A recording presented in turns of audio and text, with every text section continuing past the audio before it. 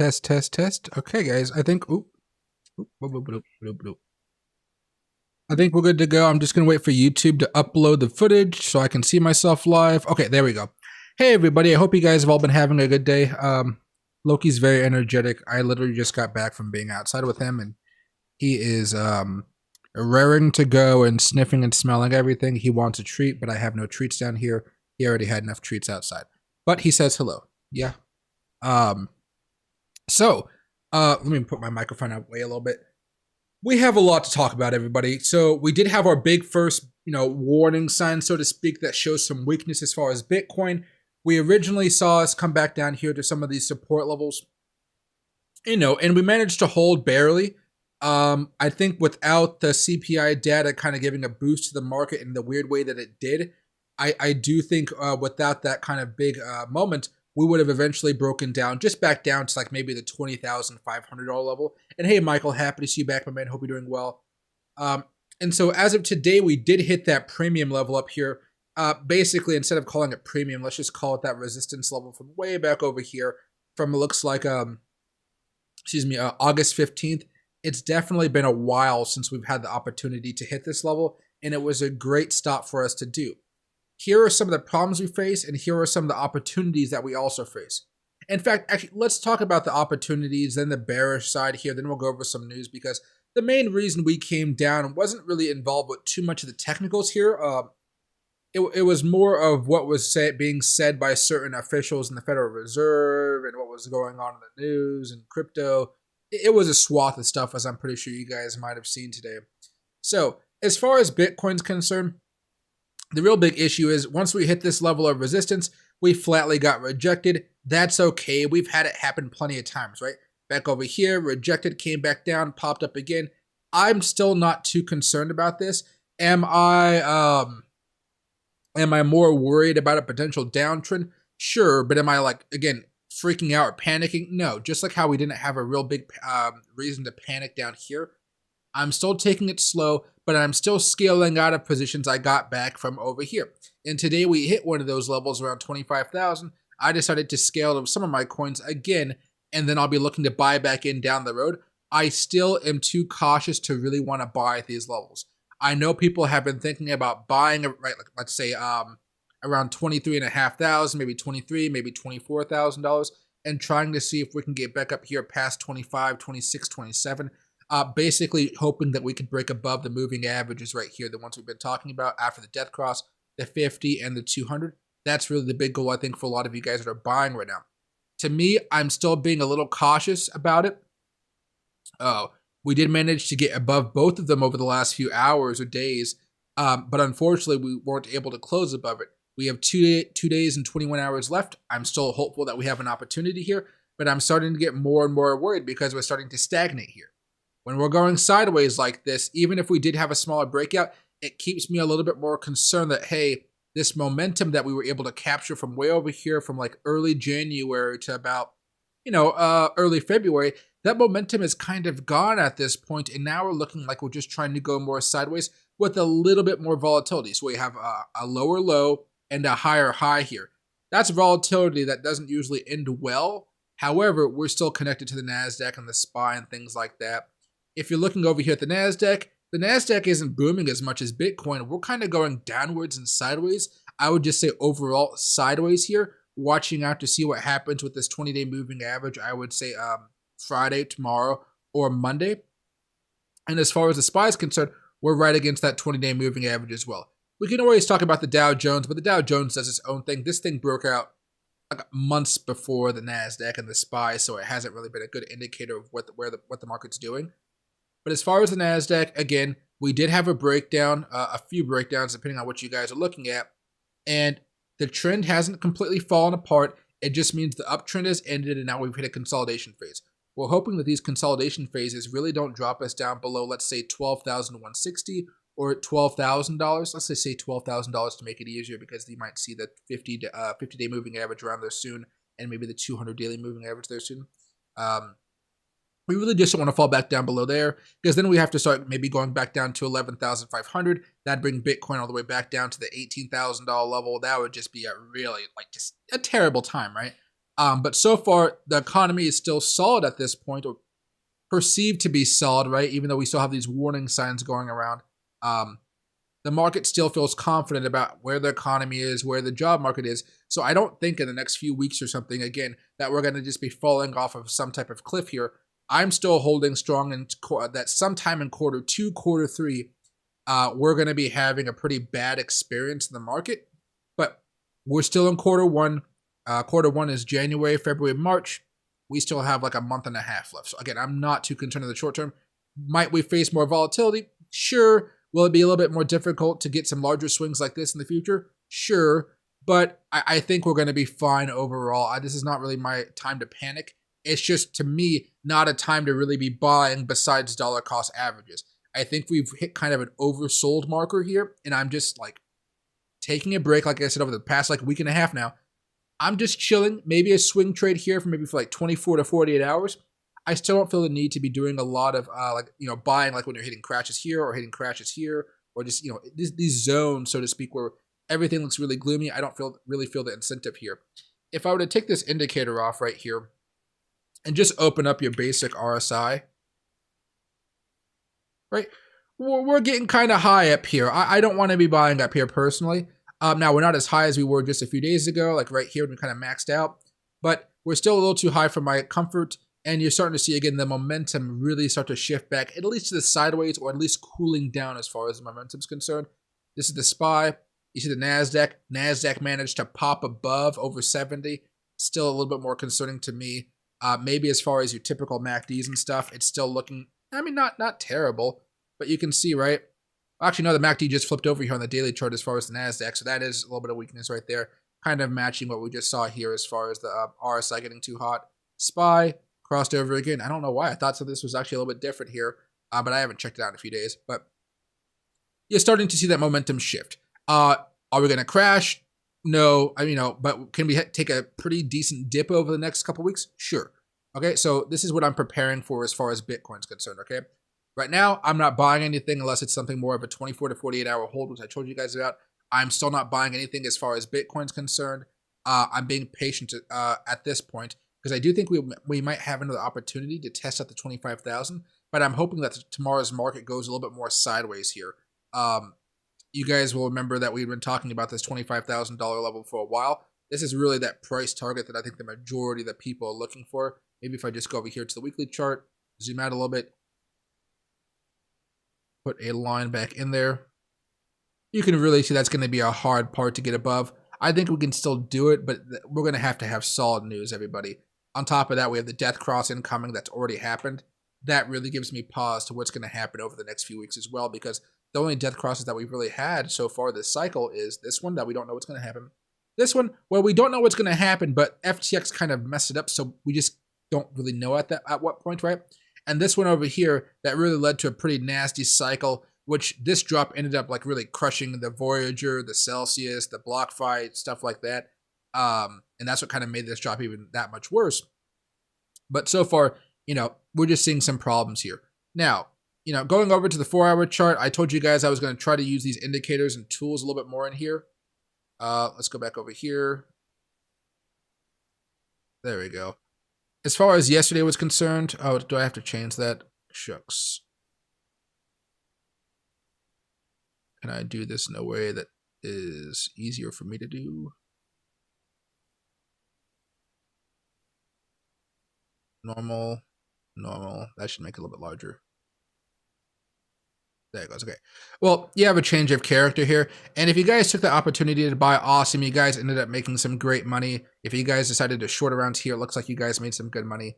But it looks like more and more we might have some type of change of character on the downward side coming up. On the 1-hour chart, I believe we have one probably over here somewhere. Let me see if it actually goes in here. There we go. Well, we have a couple. We had one right here, then a reversal for it, and then we had one over here. It seems like, again, just the momentum is shifting. Again, not the end of the world, everybody. We're just starting to see those signals again, just like how we saw them back over here when things were starting to shift around. I'm fine with it for now, just because of what's been going on in the market.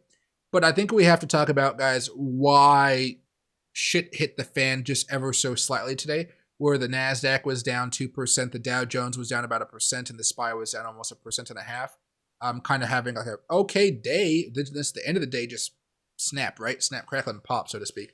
You saw Microsoft down, Apple, Google, Meta, Amazon, Tesla down a lot. Tesla had recalls, probably like software update recalls, but still. Nvidia down 3%. Not really what you guys want to be seeing. And this is part of the reason why here. So we're just going to watch this video up at first, and then we'll start going over to some of the other news articles. We got 4 news events to go through today. St. Louis Fed, Do Kwon, UST, a while in the making, but lawsuit there, or criminal charges there. Binance news, which was kind of interesting. I'm not entirely sure how that's going to work out. And then some news about the balloons from Biden, because Biden finally spoke about it today, because I was shocked at what I heard. So I was going to be like, oh, wow, what did you guys think about this? But okay, this is what they had to say as far as the St. Louis Fed bullard can't rule out a 50 basis point hike at the March meeting. The Fed is starting to sound more hawkish, or not Jerome Powell, but certain members within the Fed. Okay, so there's a board, one of the members. So let's listen in here very fast.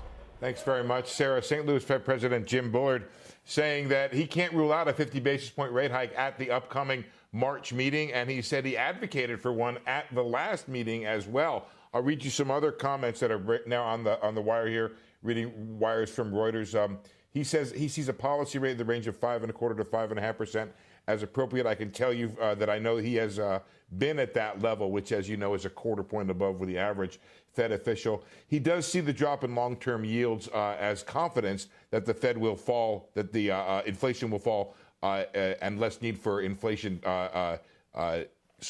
Inflation premium inside of a Fed rate hike. So he's the second person, Sarah, to kind of advocate for this and to acknowledge that he advocated for it at the last meeting. Loretta Mester, Cleveland Fed president, also saying she wanted a 50 basis point rate hike at the last meeting, and saying the Federal Reserve can accelerate rate hikes if necessary.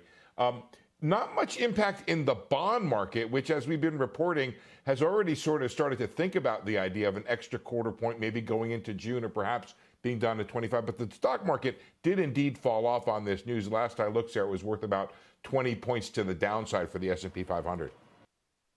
Okay, so that was some of the news here. More hawkish speak from the Fed, it looks like, and that's not what the market wants to hear. The bond market had already started pricing in some of this because, again, the inflation data wasn't necessarily good. In fact, it was hotter than expected.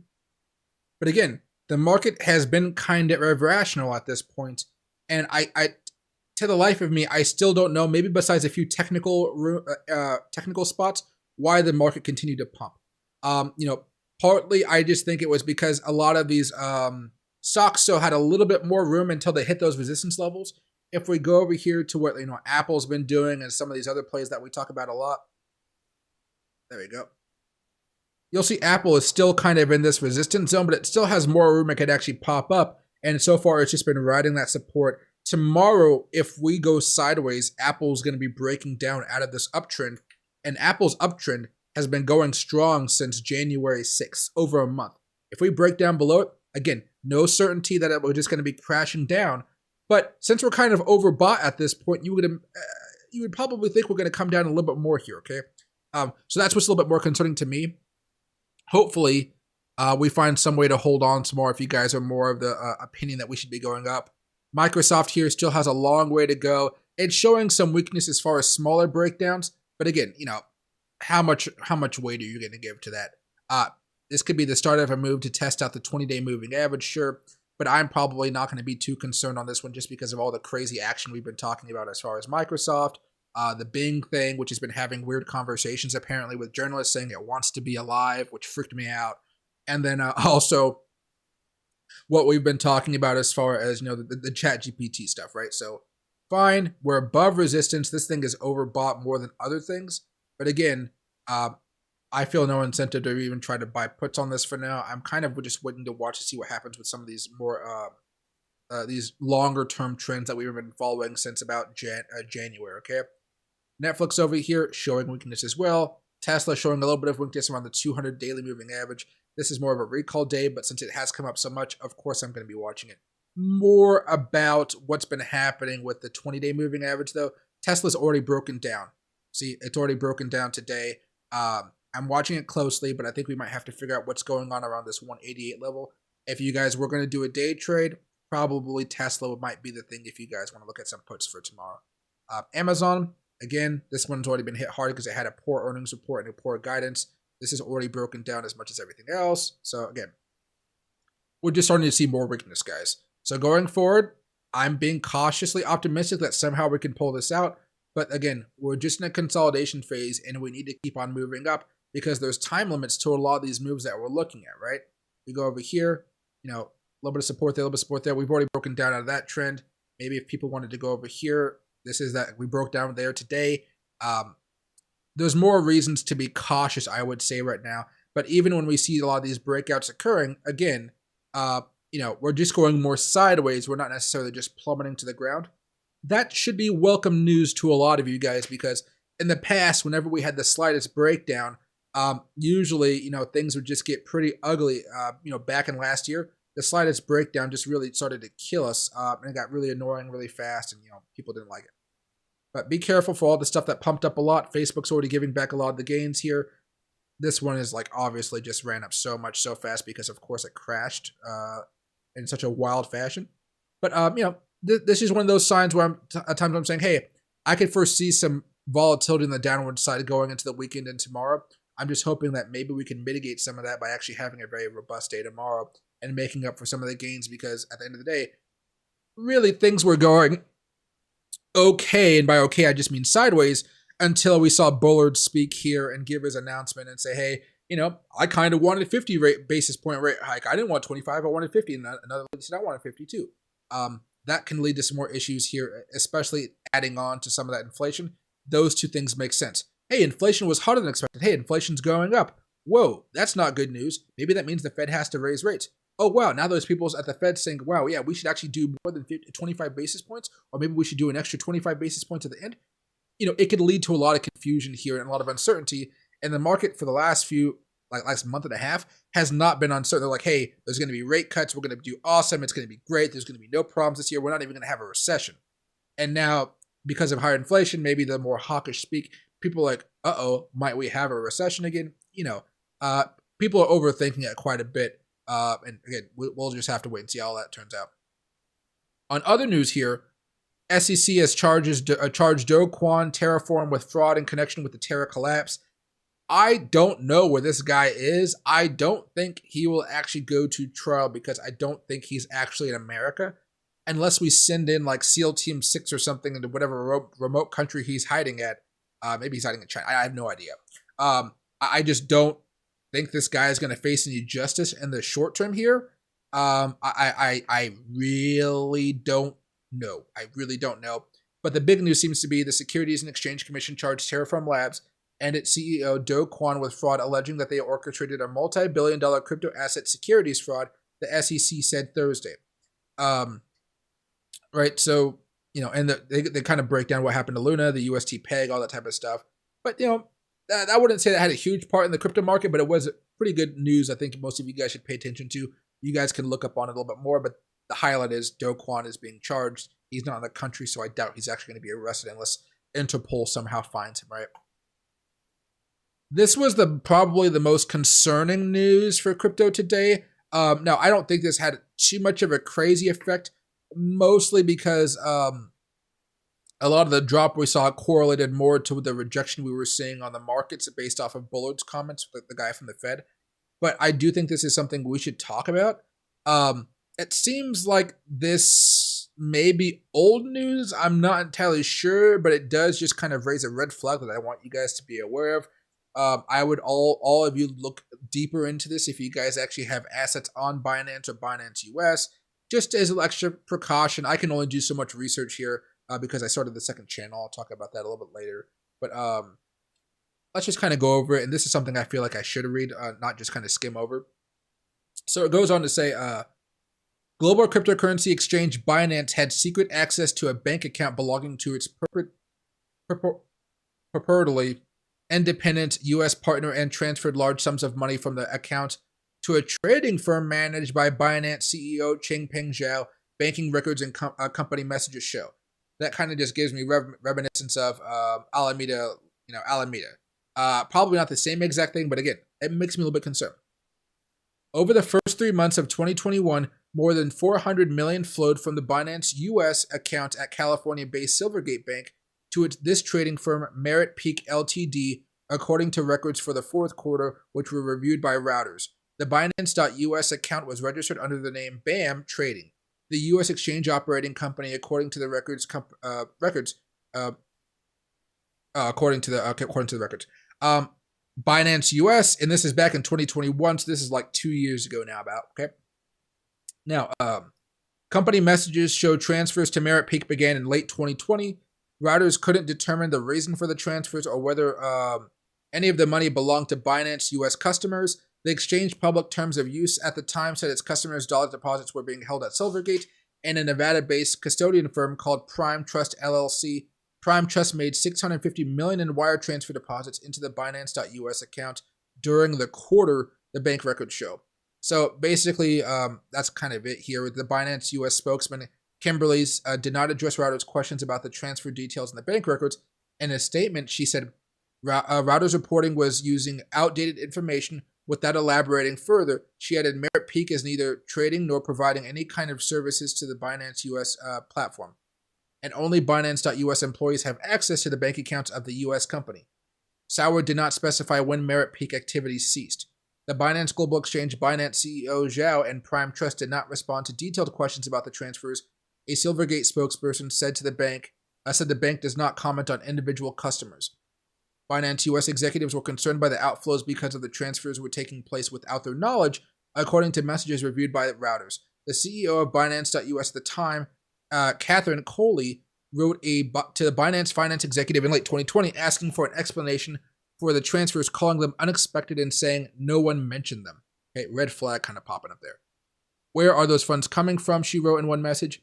In response to Coley, seen by Routers, the Binance executive Susan Lee did not explain the transfers. Lee wrote that Merit Peak was a vendor that facilitated trading on Binance US and also provided loans and capital injections to the American exchange. Coley, who left Binance US later in 2021, did not respond to questions sent via her legal representatives. Lee also didn't respond. And it basically goes on to say that they weren't able to trace the $400 million, yada, yada, yada.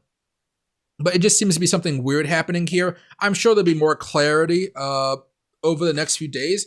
But I don't like seeing stuff like this happen. I can understand possibly why these things happen every now and again, especially in 2021, when the market was all over the place. I bet they were moving money like left and right. But they need to be able to kind of show what's going on here and where the money went, just to kind of give the consumer, the people that have Binance accounts, some extra confidence and frankly, clarity about what was going on during this time frame, why the money was sent to why the money was sent out, and if the money ever got put back in there, stuff like that. Okay. Now, the last big news story I think we should look at today is mostly just going on with Joe Biden. Biden says 3 recently downed aerial objects were not linked to the Chinese spy program. I'm not going to watch the video. I'm not even going to read the article. So apparently, like the 3 things we shot down over the weekend, they are just like human balloons and stuff. And maybe corporate balloons, but we just kind of went really nilly and started shooting stuff out of the sky. Which like freaks me out because I always perceive us as having like an eye on stuff. Like we know when something enters our territory, we know when something is going down. Apparently we were just shooting balloons out of the sky because we were worried about what happened with the Chinese balloon. And I just can't believe we shot down a whole bunch of like cheap balloons with like multi-$100,000 missiles. But yeah, I want to know what you guys think about that one because that one was wild over there. Shooting down missiles, shooting down like regular balloons, not even like just big spy balloons, just smaller balloons. Okay, let's go back over here. We already talked about how the market kind of had that nasty dip here today, but basically over the last 24 hours, most stuff is down. You got stuff like Matic that's still popping up a little bit. That's probably the day trade of the day here. Dogecoin's down, Solana's down, Polkadot, Litecoin, Sheeb, Tron. I mean, mostly everything is down right now. Nothing crazy about it because Bitcoin obviously went down quite a bit. But, you may have an opportunity to do some day trading with that volatility going forward. Hey, Faison, hope you're doing well. Hey, Ivan, hope you're doing well as well. Crazy day, very, very crazy day, but we should be able to break out above this resistance if we can just hold on a little bit longer. I don't want to break back down below this 200 and the 50 moving averages on the 4-hour chart here. That'd be pretty pessimistic for us. We can put over the hour chart right now. We're kind of just barely holding on here. Aren't we probably going back to 22,800? What's down there?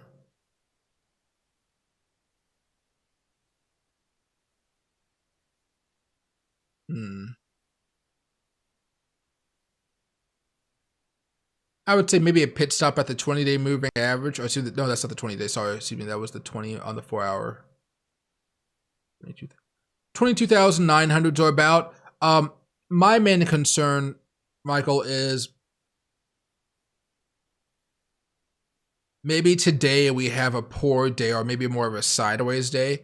And then, going into the weekend, we have a really, really bad day. Maybe where Bitcoin loses like anywhere from 500 to 1,000 points. That's really my main concern. We had such a big boost right here that I can still see us coming back down a little bit more, especially if people try to panic because the overall stock market also had a bad day Friday. So last time we broke down below the 20, it actually wasn't that bad. Historically, when we start breaking down, it's pretty bad, right? We talked about this numerous times. That one not too bad. There's so much wild stuff happening this cycle. Breakdown's usually bad. Breakdown, breakout. We usually have these larger candles. We haven't been following that process this time until we got back up to doing it right here. I'm worried that we're actually going to have a pretty big dip, and then over the next few weeks here, as we kind of approach the end of February, that's when we start thinking about a death cross here between the 20-day moving average and the 50-day moving average. That wouldn't happen until like next week. But again, the way the overall market's looking, we've already stopped going up.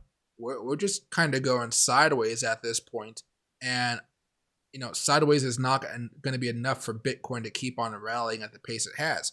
I mean, that was a beautiful, beautiful rally, but it can only go so far at this point, and we need to have a solid continuation pattern that's not being moved up by inflation data and stuff like that. It has to be a natural, organic move with a lot of volume coming in. At this point, we're at that resistance level. So yeah, I would say around that 22,800 level, pretty solid spot. We might even be able to go back all the way back down here to like 21,500 levels. Put the 15-minute chart on right here. You can just see how much carnage there was today. Let's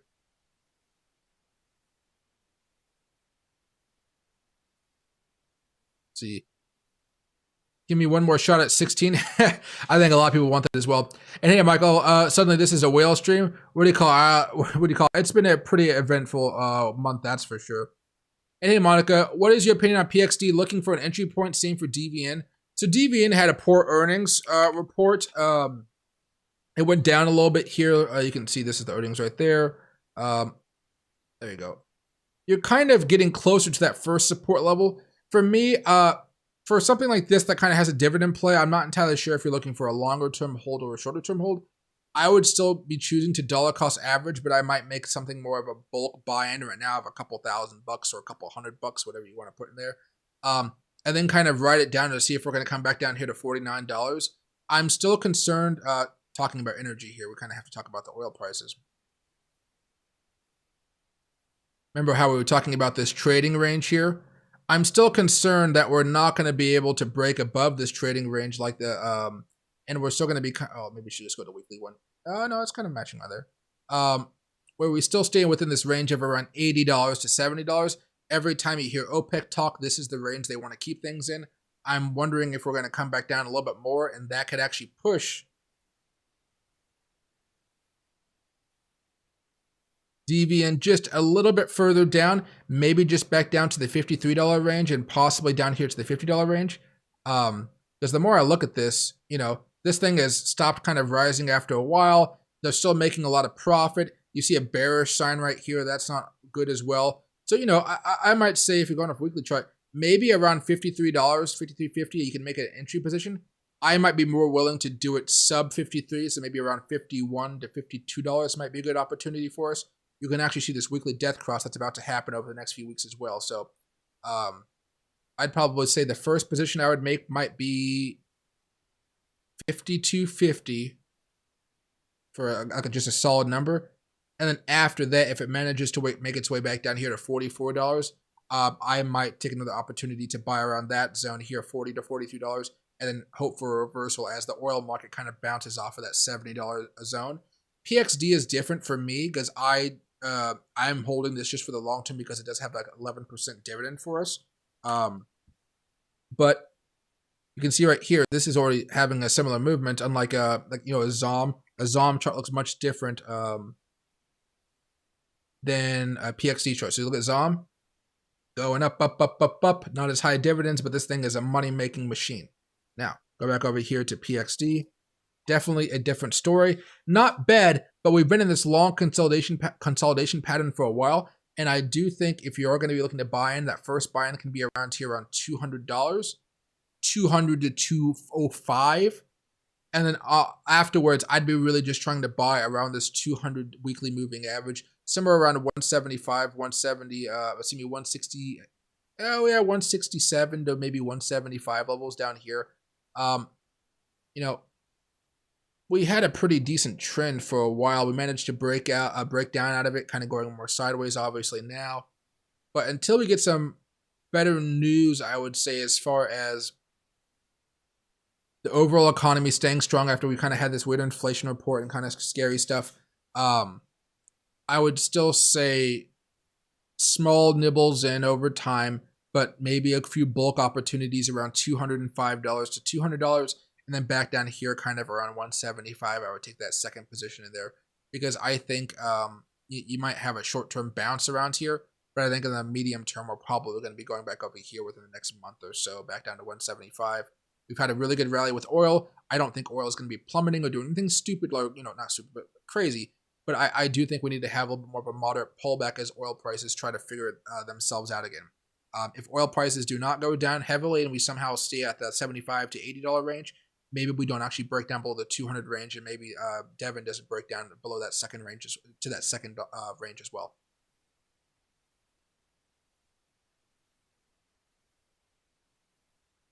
There you go. And hey, Ghost, thanks very much. Yeah, guys, I've been making a lot of videos as far as indicators out. Make sure to go watch them if you want to use some tools here. I wasn't able to do what I wanted to today because I was busy doing this other channel stuff.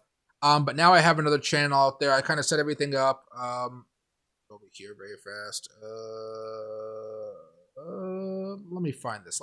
Very fast. Sometimes I forget the channels. I think it's just the technical analysis channel.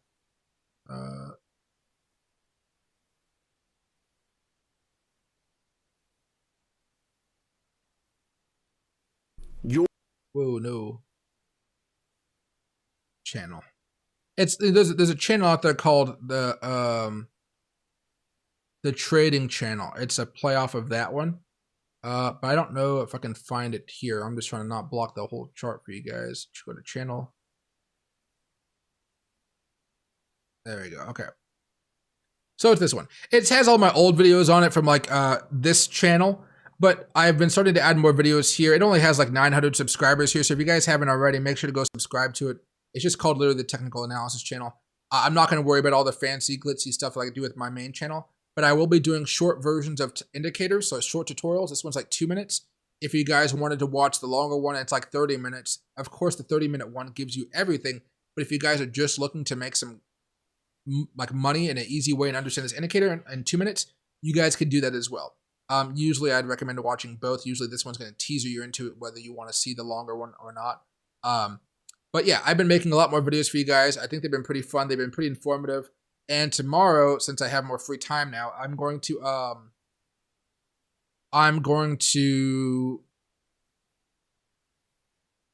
try to go live for crypto maybe around 11 o'clock to 12 o'clock with you guys to do some paper trading, maybe just live trading off of using some of these indicators here and seeing how they work out.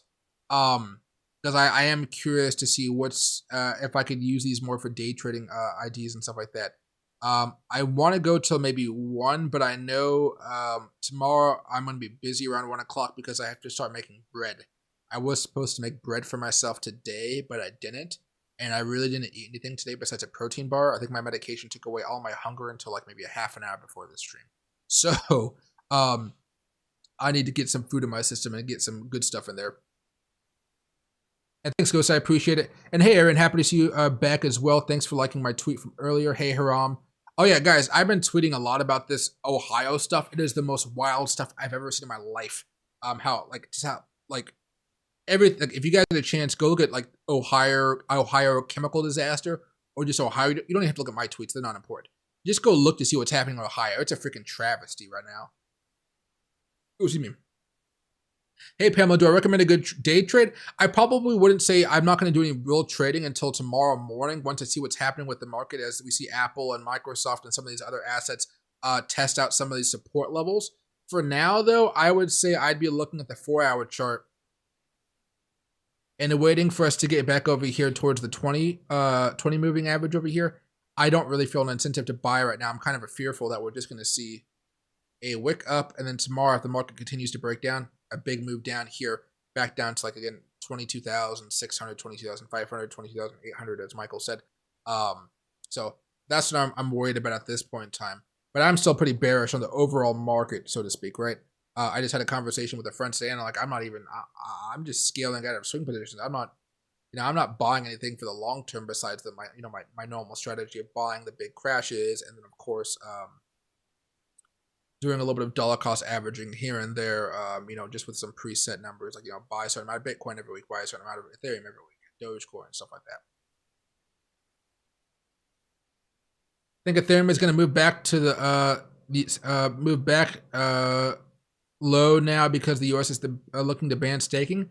I don't think it's going to affect only Ethereum, but if they do actually ban it, it would probably have a really negative impact on crypto in the short term here. Because you might see a lot of outflows from exchanges as people try to put their money into some other vehicle, or it might have the reverse effect of people not even, or I don't know what the effect would be. Short term, it would be a pretty nasty one. Middle term, long term, it wouldn't really have too much of an effect. I don't use staking anymore because I just don't like to do it. I always feel like, just not worth it at this point. I like to just have my crypto on Ledger and just let it chill out.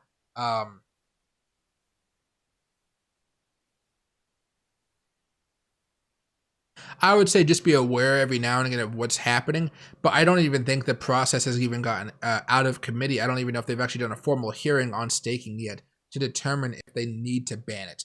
Sometimes politicians just rattle off stuff to get some news coverage at this point. See. And hey, baby, for 28K for one Bitcoin soon, I would love that. I would see what I want to see happen for that is I want to see Apple actually have a clear breakout, and that'd be perfect for a nice move up for Bitcoin. See, and thanks, Xander. I appreciate that quite a bit. What's up, Mike? Thanks for the indicators. Love the squeeze one. Been very useful. I appreciate. Made some profit today with that one. Dude, I'm glad. I'm still testing out a lot of these myself, and I'm trying to do the best ones I can. My favorite so far is the smart money concept one. I had a conversation with a couple of people over at Lux Algo because I told them I'm building out the courses and everything, and they gave me all their premium stuff for free, and I've been using it for you guys. So they've been getting free publicity. I've been able to start using this to try to give you guys better trades and whatnot. And I've been trying to figure out the accuracy of these indicators, right? So if you go to my main channel, or if you just what's this one? If you go to YouTube and you type in smart money indicator Lux Algo, and mine is the third one from the top right here. It's like 33 minutes long, but it breaks down everything. Basically, all these things have like little gaps where they don't explain certain things that people have questions in the comment section. I try to make it longer so no matter what you guys are like, you guys have all of your questions understood here.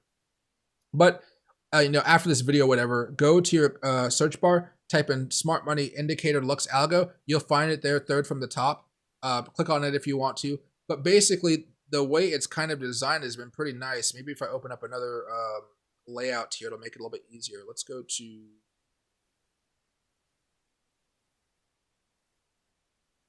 I haven't used the NASDAQ one in a long time. Okay. So let's go over here. Bitcoin. Don't have to worry about the RSI. Okay, so I would love if we made a head and shoulders off of this play too on the weekly chart, but who knows? Right now we're just testing out resistance, frankly. Let's go to the daily chart here. How would I want to do this? Let's close that. Let's go to that. Let's go to that. That. Go to that. And for now, let's just put on this premium one. This is pretty similar to the one I made the video on. Let's get rid of that. Let's get rid of that. I guess for now, I don't really have to do much here, I guess. I would just say color candles. Yeah, that's probably what we need to see. So as we kind of go back here, maybe this one's not the best because it has a different color code here. But basically, you guys can see green candles. You guys can see red candles. Actually, no, let me just go to the other one here. I have it in favorites. There we go. All right. Let's close this one off. Let's go over here. Let's do color candles. And there we go. Okay. Okay. You guys can see the colors, I think, a little bit easier here. Oh, no. Gosh, I hate when it does this. Okay. There's glitches to it, but it's still, the indicator itself works really well. I think that might be something on my end, but I'm not entirely sure. So you can see a buy signal here, the green, very good move. A short signal right here, a small move. I would say not a good move, right? Maybe you guys hit your support level over here, or it's already stop loss, who knows, but I don't think it's a good trade. This one over here worked out like a charm. This one over here worked out like a charm. Worked out like a charm. Did not work out like a charm. Worked out like a charm. Worked out like a charm. This one awesome. This one awesome. Going back again. So I know this is going to be like really zoomed out to you guys, but awesome, awesome, awesome. Or if you think, yeah, right there, awesome. Probably some smaller ones in here that probably worked out too, but you could have technically bought right here and sold over here because the whole time it was green. But honestly, I'm more of the thing, like I'd probably just have sold up here. Again, basic Fibonacci levels are what I'm usually using. Over here, sell signal, awesome. Buy signal, awesome. Sell signal, awesome. Buy, awesome. Sell signal. It worked really well, but then also had a very fast recovery, so it might have been kind of scary for most people. This one did not work right there. This one worked beautifully. This one, the short right here did not work. That long did not work. Long worked. All right, long worked there. Short worked there. Oops. But basically, long worked there. Short worked right there. Long worked there. Short here, long there. It kind of works around like 80 to 90% of the time. And that's a pretty good record if you ask me. So I'm going to test this out. I want to say for the next month. And I want to see how this does. And I'm going to try and ask one of my friends who knows how to code if he could help me with the help of ChatGPT, since I pay for the premium version now, design some type of code that might keep track of these trades here. But I don't know if that's even possible. Because normally when you do a certain script, a lot of times, it's not a script, it's a strategy. That's the difference here. It'll keep track of the success rate of said strategy. That doesn't really work as far as these are concerned here, which is kind of annoying, right? So you go over here, you can see everything, but you can't actually see the success rate, and that's usually what I'm looking for here. That's what I'm looking for here. Let's go right here. Get a little bit more. We can just get out of this, I think, for now. But it's been primarily good, right? It's been primarily good. I enjoy it quite a bit.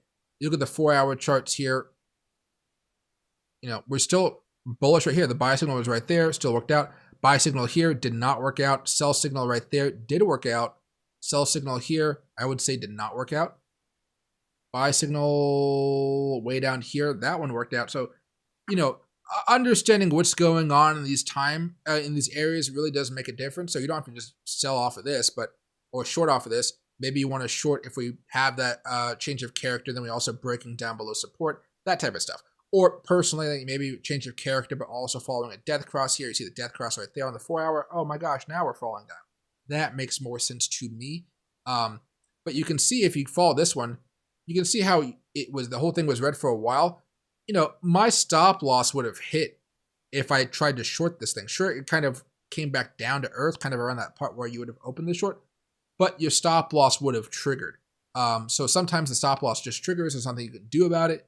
In this case, if you took a short right here, that stop loss might be calling it, mild stop loss right there, more aggressive stop loss right there, or more lenient stop loss, right there. And so that means if you bought right here at the end of the candle closing, you'd be losing 2.3%, or you'd be losing 5%. Both are kind of reasonable stop losses, if you ask me. It's not like I'm risking 10%, 20%, something like that. And you know what? It didn't work out. And so if I lose, 5%, let's just say I hit the stop loss up here, 5%, and then I get that next alert, that's the next sell alert that was right down here, I guess, right? And maybe I should actually pull up,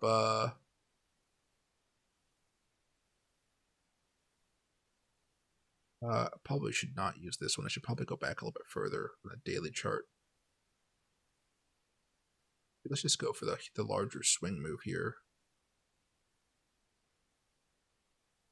There we go. Let's pull this up a little bit.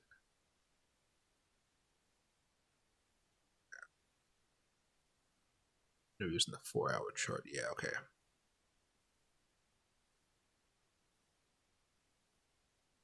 So maybe I'd open the short right here. Not up at this high point, nothing like that. Although maybe a fair value indicator might have worked out there if you're looking for a more precise entry. But maybe you just played it from here to here. I make 3% profit. I'm happy with that, and I can kind of move back on. I trade this one right here. This is another reversal. This one ended up being, I don't know what this ended up going back up to, like 14%. This one was interesting though because of the big rally. Most of you guys would have been selling around that $25,000 level, but maybe if you guys are day trading, you guys might have just used something like this. What's the level here? This is the low. Okay. What's the high at this point? Maybe something like this. Be right there. It's not the right one. This one? Yeah, there. Yeah. You might have been scaling out at some of these levels or whatever. Maybe some of you guys actually might just be using something like this, right? But yeah. So overall, it ends up working out. But what I'm trying to do is I've kind of done the testing for the daily and for these swing trades. Wow, it's great. But sometimes it takes a long time for the trend to actually shift. And then once it shifts, oh my gosh, you're really looking at a pretty bad spot. Well, I want to spend tomorrow recording data basically with the chart on the left side, talking with you guys and, looking at maybe a 5-minute indicator tomorrow since we kind of want to, we don't want to just update it every 15 minutes or something. That means 4 updates for the hour that I'm streaming, right? But maybe a 5-minute or something like that. So I can just kind of say, hey, for this day, this is how accurate it was. And this circumstance, we look at the 5-minute chart. It's the sell signal, the short signal was right here. Okay, right there, beautifully worked out. I don't know where I would have scaled out. That's not my job right now. We've just had a buy signal here, over here. So far, it's working out, right? So I want to be able to try to figure this stuff out. But even as you guys can see, again, from this point to this point, to where the change happened again, that's like 5 hours, right? So you can understand how it's going to be kind of hard for me to go through this. But I'm hopeful that I can at least start the process of kind of gathering data for you guys and trying to utilize this indicator because there's a free version that's fine and there's a paid version that's like amazing. But most of you guys don't need the paid version, I would say, right? The paid version gives you a lot more tools. It's much more helpful, but you guys have to learn it as well. Maybe I'll make a tutorial on it down the road. But I'm thinking of putting up a Bitcoin stream just with this indicator here.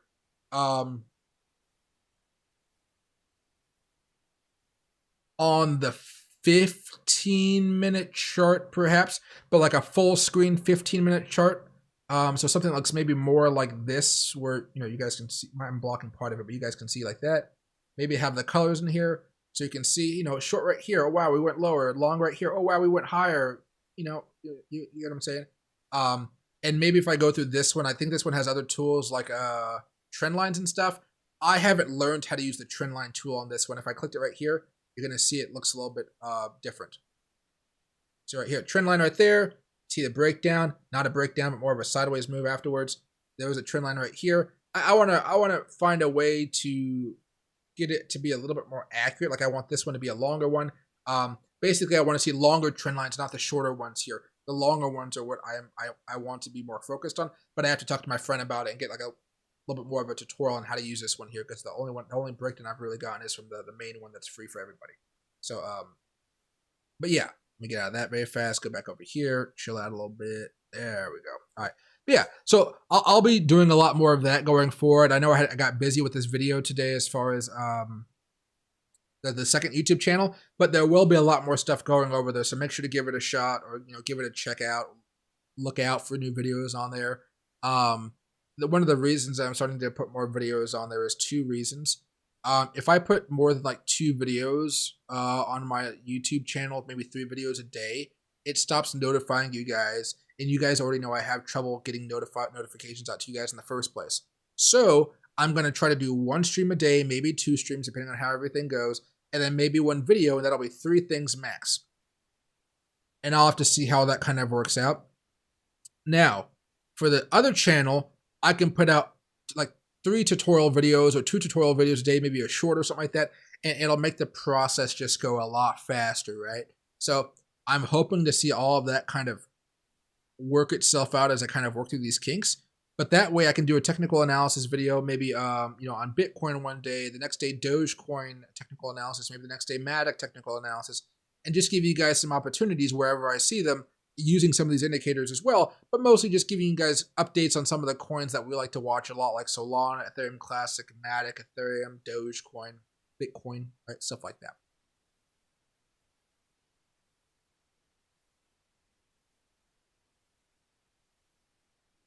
That's right here. But Alex, I'm glad you really like the indicators. I've been liking them a lot so far. Now I want to practice some day trades, like not even do anything crazy. Just going to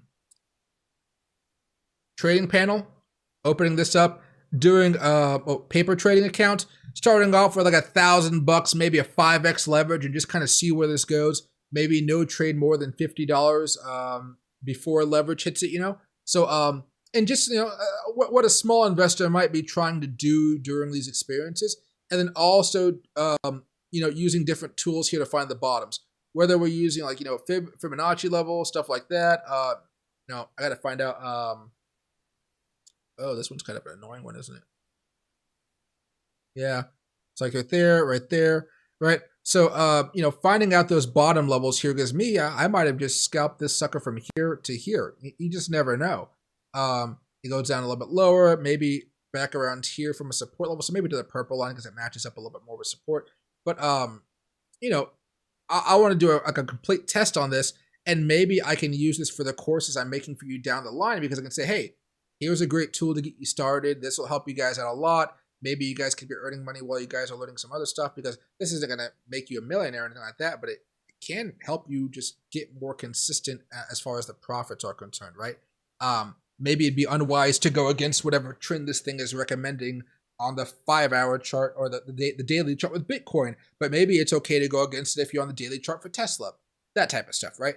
Like if we were to put this over a Tesla chart here before I start going back over to you guys' questions, go to Tesla right here. Let's go to the daily. We've already broken down Tesla today off of that recall news that we talked about. Let me get rid of the support levels here. Or I don't care about the support levels. Let's just go to, this is the paid one. Okay. I'll just point it out here then. So this is still in selling mode right here. It only turned green right there as far as Tesla's concerned. Only right there, okay? So it's not going to be perfect. And this is why I was really those differences here, those differences about what you're actually looking for. This one had a short signal way back over here. Sure, that worked beautifully. A short system over here to over here, beautiful. But not every time is it going to work out. And I just need to make sure that's clear to you guys. Perhaps on the 4-hour chart. Oh gosh.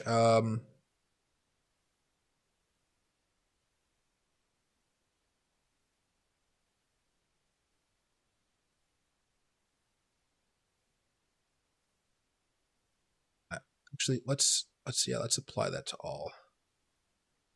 There you go.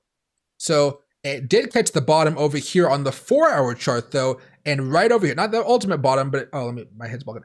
It did catch that bottom right there. Whoa. So this is where all the testing has to come into place on my part. And you guys could obviously do it yourselves. Don't get me wrong. But I like doing this. I got time. I don't have a job. I do this, right? There was a short signal back over here, so you never know. Again, when the short signal hit, all you saw was that. You didn't know that all this was going to happen. Nobody did. Tesla just like fell like a freaking rock, okay? Could we have guessed there was going to be some big volatility because it's Tesla? Sure. But that much? No. So again, there's testing to be had. And, maybe I have to try to apply this as some type of option strategy. And that makes it even more difficult here. Maybe you want to play off of the break of structure boost for options, right? Break of structure right here, big boost. Break of structure right here, happened right there. That's only like a day hold before you start losing money due to theta. Break of structure here, big boom. Break of structure here, big boom. So you're already seeing you're already seeing these smaller movements for sure, or you're already starting to see some of these patterns here for sure. But until you've actually done a deep dive and done more testing, you're just not going to be sure. And I can't trade off of that until I've had a nice history kind of knowing what's working and what's not. And of course, you can use other tools, moving averages, patterns, all that type of stuff, right? But I just want to open your eyes to some of these tools I'm going to be showing you guys over the next few weeks. That way you guys can see that, it works very, very well on Bitcoin. Absolutely fantastic. But maybe it doesn't work out that well on Tesla here, as you can see. On the daily chart, but on the 4-hour chart, wow, it rocked, it rocked like, I don't know who a rock star is, but a rock star out there today. Perhaps on as far as Forex is concerned over here, the pound, whatnot. Let's see what this thing's over here. It caught a pretty good bottom over here, not the bottom, but pretty good level here. The stop loss wouldn't have hit if you put it right there to that support or this support. It would have been solid. And boom, kept on chugging on until over here. And boom, you could have sold or could have shorted and you would still have made money. And it's still actually bearish here as far as the British pound to the US dollar is. But maybe on the 4-hour chart, it managed to catch this dip over here. That's the testing that's going to be required. Yeah, right there. Caught the dip, moved up a little bit higher. But you can see within here that there's some choppy mistakes. Mistake and mistake. So there's ups and downs to this. Also, rate hikes across the world and central banks are just freaking messing with currency. So that's also part of it. But again, they're not going to be perfect. You want to find and use this on charts that are actually showing you pretty good levels of, pretty good consistent levels of, accuracy. Okay, now let's get that out of there. Let's go over here again. Let's go over here and let's turn off colored candles. And I think everything else should be fine as far as I'm concerned here. Maybe I had premiums. I don't think we have premiums. Oh, we do have premiums on that. Okay, sweet. Oh, this is just a 15-minute chart. That's why. Okay. Yeah. If you guys ever have any questions on that type of stuff, let me know. Or watch that video that I did. I really need people to watch that video. It's getting views on search and it's ranking up high. So go search for Smart Money Concepts by Lux Algo and you'll watch it. And the video I show you there is for the free version of it, which is solid. It's pretty much the same thing. And it doesn't have all the upper tier tools, but you guys don't need it because everything I just showed you with the color candles, that's all in the first version, okay? Or the free version too. Right here. And hey, Courtney, welcome back to Sapphire Level. I appreciate it very, very much. Let me know if you have any questions there, and I'd be happy to help you out. It's right here.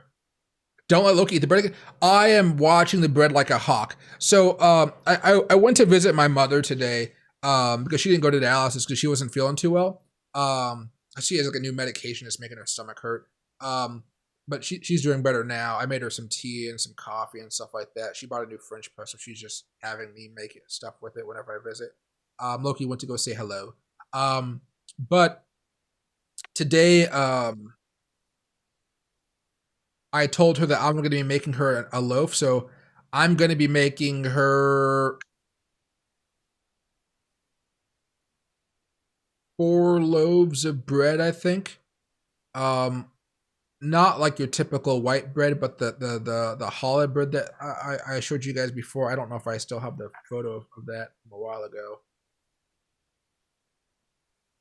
No, I don't even think I downloaded it. But yeah, the challah bread, I'm going to make her some of that. It's going to take me like 3 hours per batch, but I'm making one for her and one for me. She's going to love it. It's great bread. It's great sandwich bread. It's great bread just to toast lightly. What I do is I put some garlic on it. I smear it on top after it's been in the oven. And then I eat it with some pasta. It's just great all around bread. It just takes forever to make. It has like 3 rising cycles. Oh gosh. Let's see. Let's see. And hey, PHX, hope you're doing well. And hey, Nashi, Arizona too. That see. Let's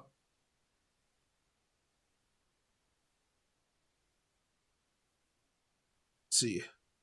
No worries, Eric. Meant proof of work from proof of stake. Oh,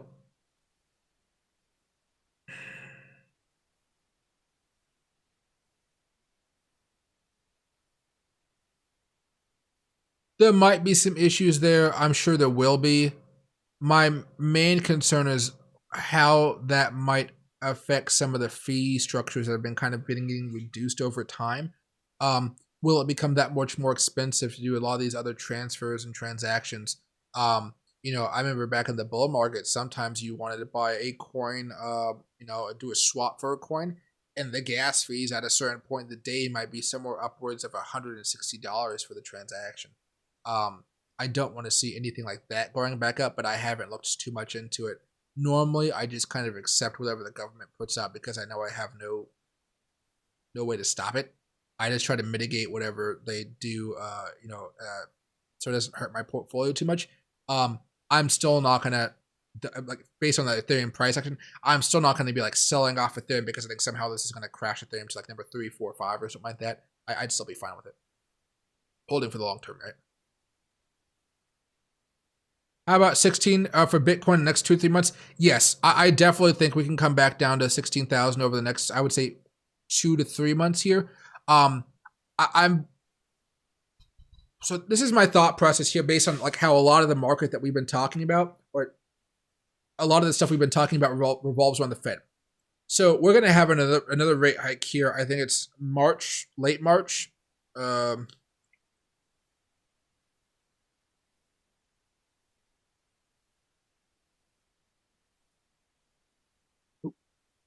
Give me oh, this is, hold on. There we go. March 21st. Okay. That one's going to be big. The one that's going to be just as big and probably more important to me is going to be this May 2nd to 3rd. But I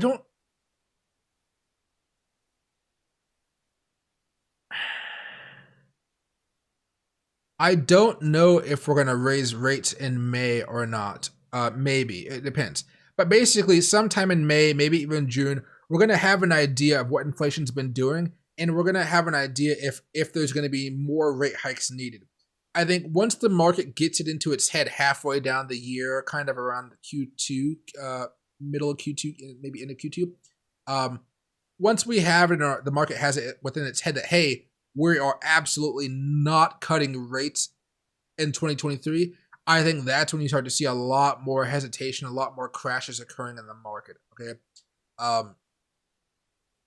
Every time we kind of go through one of these meetings, everybody is speculating about what Jerome Powell means, what he's talking about. He sounded more dovish lately. Now all of a sudden you have other Fed personnel coming out and sounding much more hawkish, maybe to kind of try to cover up for what they feel is a mistake on his part.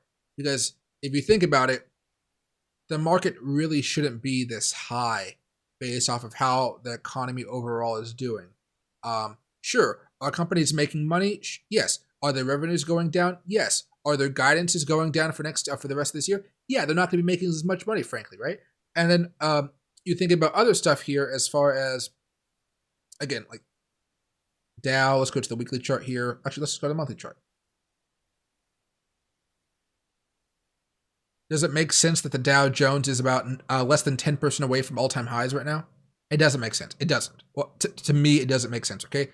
That type of thought process really freaks me out here. I think that we get to a certain point where we're going to have a very, very bad month, 2 months, maybe up to 3 months here. Hit some really bad targets or hit some really juicy targets if you're buyers. And then it'll be kind of over for a while. And then we'll probably go sideways for maybe a month after that, maybe 2 months. And then we'll start breaking back up to some nice levels. So, don't take this chart, whatever I draw right now, as something that's just going to happen. But the basic idea here, right? Kind of around March, April, January, like June, more summer, we have a pretty big dip. go sideways for a while, and then we pick back up. And then I think where I maybe am a little bit more cautious is I don't think we necessarily go like that and we just start, following this old trend here, like, bad time in 2008. I don't think we just continue to rip. I think we might go more a little bit more stagnant here, and this is all the way in 2027. I'm messing up the proportions greatly.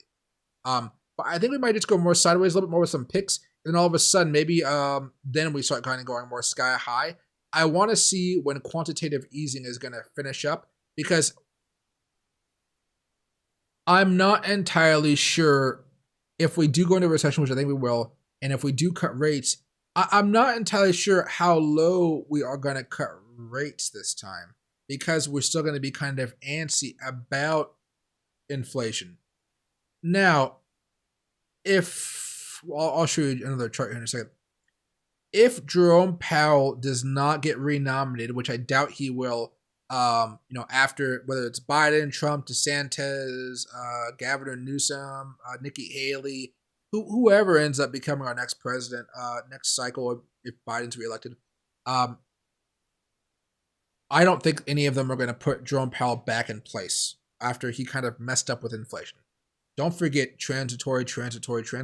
We're kind of in this position right now because he got it wrong, the Fed got it wrong, the Treasury Secretary Janet Yellen got it wrong, and the government got it wrong. Like, everybody got it wrong.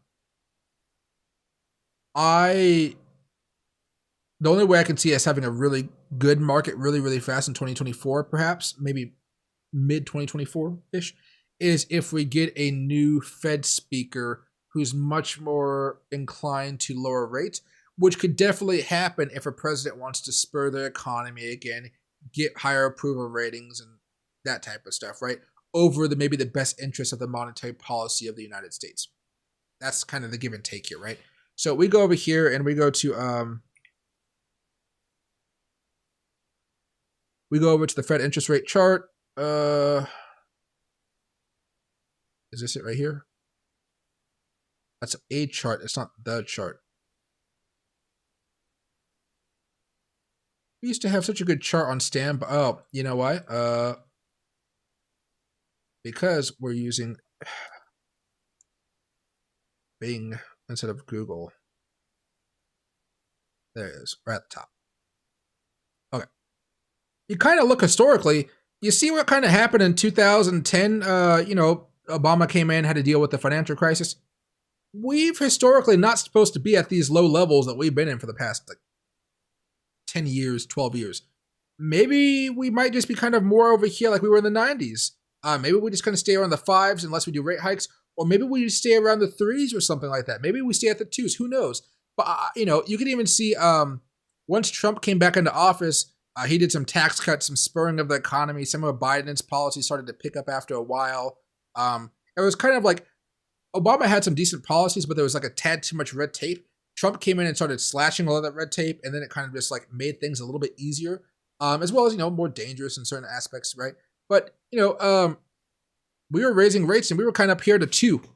I think we could do 2.5 to 3 as maybe our floor here as far as rates. So I don't think, again, the market's necessarily just going to go boom out of nowhere, but maybe over time we could cut rates by a quarter of a point for a little bit of time until we hit that level.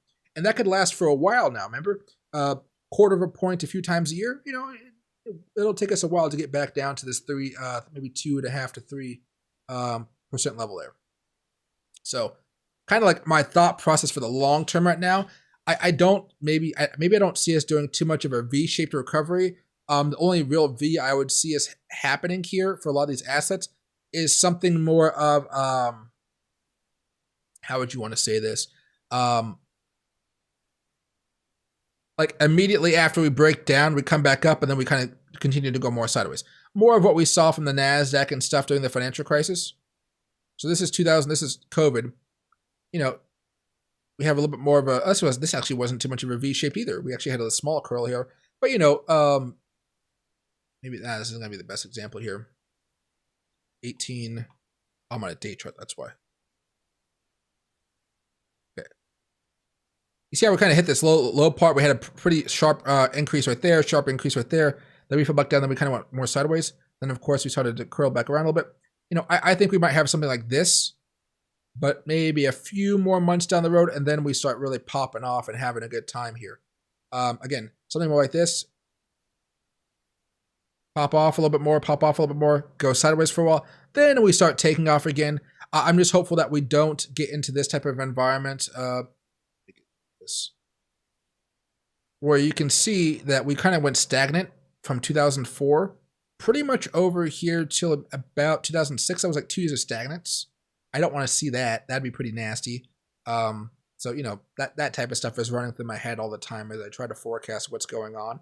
I always do the GAN boxes and stuff like that, and I try to do certain levels to try to say, hey, maybe what might happen over here 10 years from now, excuse me, like 1 year from now, 2 years from now, 3 years from now. But those can be very, very all over the place, all over the place, right? And there we go. I can put that one back on for us very fast. There we go. Okay. Do I think ICP is a serious project? Yes. I think it's a serious project. It has a lot of big people backing it. Would I invest in it? Yes. Would I invest in bulk? No. I would probably just dollar cost average $500 into it. It's fallen down so much, but you know it has potential for the next big bull run here. But frankly, it's more of a dollar cost average play, at most $500, minimum $50. So you have like a really wide spread there, I would say. But it seems like they're still doing stuff in the background, even during this kind of nasty bear market that we've experienced. Nasty bear market they've experienced, let alone everybody else, right?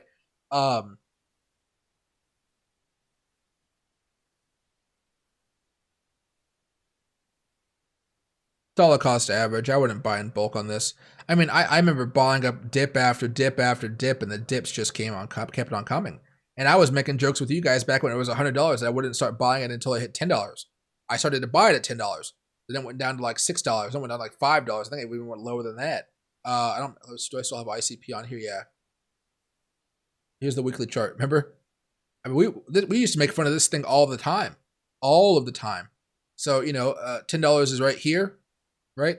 I had a little order, kept on coming down, came down. I bought some over here at $5, came all the way down to $3. So, you know, am I making money off of it so far? Yeah, but that's only because I bought multiple dips and I kind of waited long enough to get close enough to this potential bottom here, right? But yeah, it's worth buying, but man, it's, you know, it's a roller coaster in itself. It's not something I'd recommend you just be looking at every single day.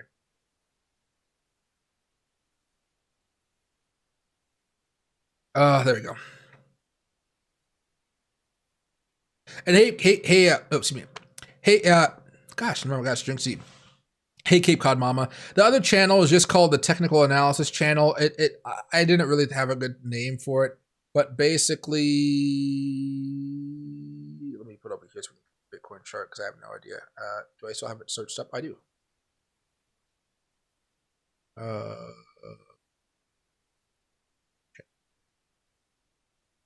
Right here, the Technical Analysis Channel. It has 900 subscribers.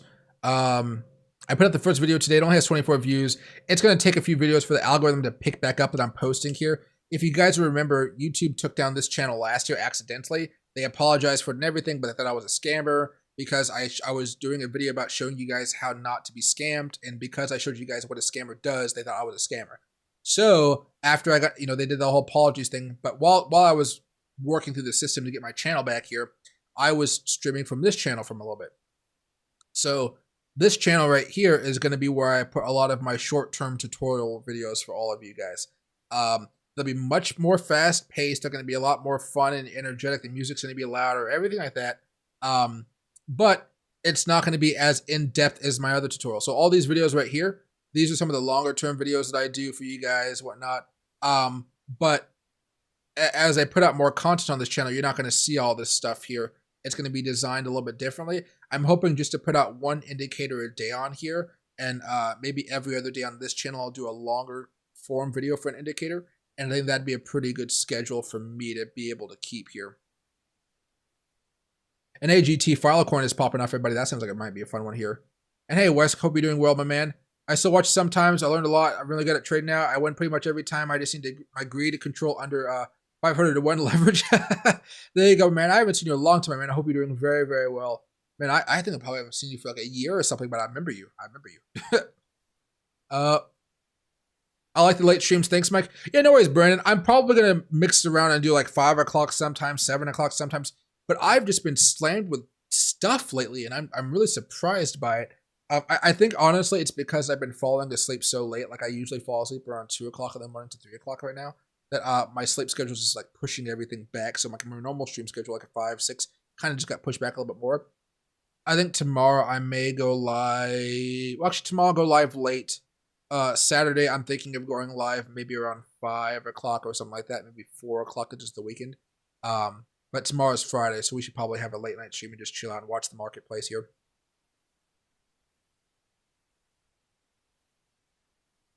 Does Airbnb have room to keep running, or does it look like it's back on the way down? Ivan, I'd probably say it's coming back down pretty hard in the next few days. At a decent earnings report, their guidance seemed kind of rosy to me. Sure, the consumer is strong, but at this point, savings are kind of not doing as hot. Credit card debt continues to rise. I'm more concerned that there's just going to be like this random halt in the economy coming up where Airbnb really starts to tank hard. But this is later on in the year. Short term, yeah, it might run up a little bit more tomorrow, but I think it's probably going to finish off pretty bad over the next week or so. So yeah, I'd probably say it's kind of ran its course here. That's if the overall market, though, continues to break down as we've seen with the NASDAQ and the SPY and things like that, though. If for whatever reason we get a general pump here with some good news, Airbnb actually should continue to rally. I think it's like another 5% to that next resistance level up there. Is Ethereum going to continue downwards? At this point, probably, unless we have some sort of a catalyst tomorrow.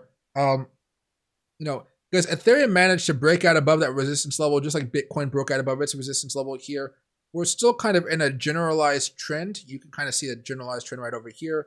Maybe the highs are a little bit more extended now.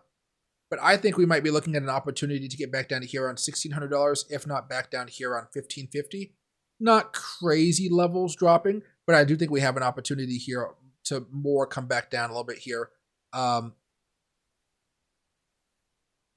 Yeah, I could see that happening. Really, I'm keeping track of this moving average right here, the 20 on the 4 hour. I hope we don't break down below it. That'd be more controversial, worse news, I would say.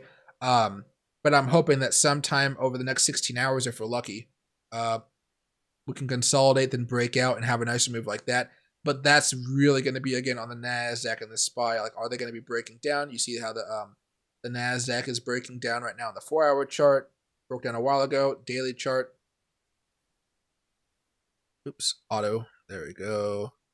Breaking down, going more sideways, not so much up. SPY. Tell me what you're looking for. Might have broken down today. It looks like it did break down today. So we're starting to see those weakness signs there that should propel Ethereum down. Might be a good opportunity for some shorts and whatnot. But tomorrow, we have the SPY coming up against the 20-day moving average. That should be a fun time, right? Usually the 20-day moving average is here. Last time was a big move. Last time was a decent move. Decent move. Small move. Small move. Decent move. Big move. We kind of just gapped up there. Big move. Big move. Big move. Small move. Big move. So I would, give it a 80% chance, 4 out of 5 chance that we have a pretty decent move tomorrow if we break down below it. NASDAQ getting closer to that 20-day moving average as well here. There we go.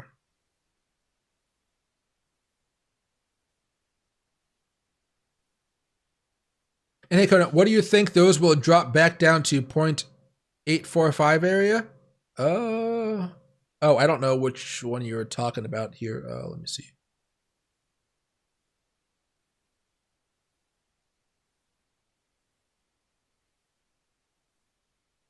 You're probably not talking about Fibonacci levels. I don't know which one you're talking about. Maybe you're talking about one of these here. I mean, right now, guys, I would expect us to come back down and retest out this 20-day moving average here probably sometime over the weekend. I don't think tomorrow will be the craziest volatile day unless, again, we just completely capitulate against those 20-day moving averages on both the NASDAQ and the SPY here. The weekend is where I see a lot of that volatility really starting to freak everybody out. 15-minute chart, we're starting to see the death crosses appear. Again, I'm not too concerned. it's really when you start to see that bearishness pop up on the 4-hour chart, which is usually like a 12 to 36-hour heads up, like, hey, the daily chart's gonna look pretty bad going forward, right? I haven't gotten that confirmation yet. 4-hour charts are still looking pretty fine. We had that death cross over here, death cross over here. Kind of the weird news with the CPI, that kind of gave us a unnatural boost, but a boost nonetheless. And now we're starting to see a little bit more weakness here, but that's just because we ran up into a level of resistance. I think we just might come back down here to like the 22,500 range, maybe by the weekend here, unless something really bad happens, of course. There we go.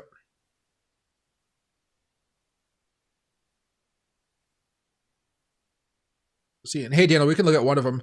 And hey, Ken, I can definitely do more streams for sure. Oh, well, I appreciate that, Wes. Thank you very much. Oh, and hey, Corinda, happy to see you back as well. And hey, David, multiple faces there. What do you got right here? Filecoin. We can look at Filecoin. I think I have that one on the list. 4-hour chart's booming right now. Looks like I hit a little bit of resistance, but that resistance really seems to be from way back over here on 648. Yeah, you've definitely been having a lot of different coins that you hear popping. Like ICP is popping up 12% right now too. Dot's up a little bit here.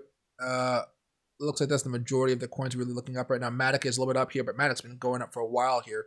So you're seeing some solid plays, but it looks like Filecoin is definitely one of the big ones, and then ICP is definitely a big one as well here. Let's go to the 1-hour chart. Look at that. I mean, pretty big dip and rip if you ask me. That thing was pretty scary looking. 15-minute chart, 5-minute chart. Slowing down a little bit, but I'm not too concerned about it. Ooh, excuse me. Going forward, though, just be careful. You are running up against that resistance level from right here. And getting back to over here. Jeez, guys, sorry. So if it manages to break out above this level, though, wow, Filecoin can have a little bit of a parabolic move, maybe all the way back up here to 779, 778. That might be that next level of resistance here. There's really, let me put a line here so you guys can see. I know I'm kind of, oh, I need to zoom in a little bit more on this. Yeah, this is 125. There you go.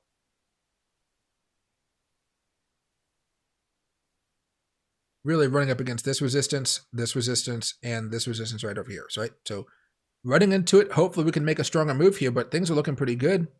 So far, so good. 4-hour chart here. We're looking at.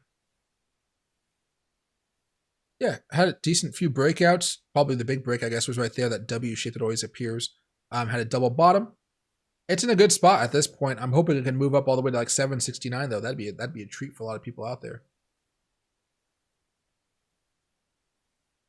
There we go.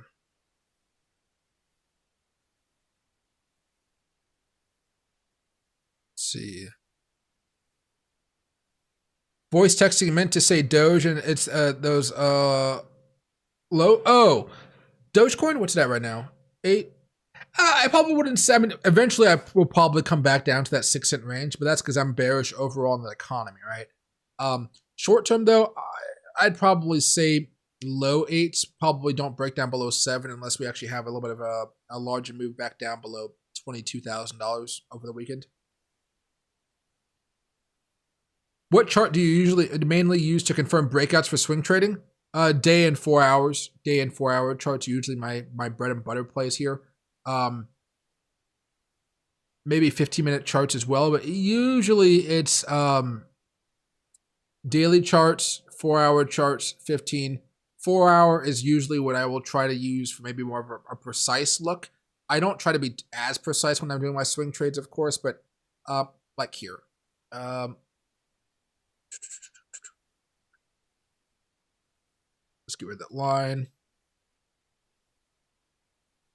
So this was, just a classic breakout. When I was using this indicator, I was testing out some other stuff, and we were looking at the squeeze momentum indicator here. And I guess I should change the colors up for you very fast.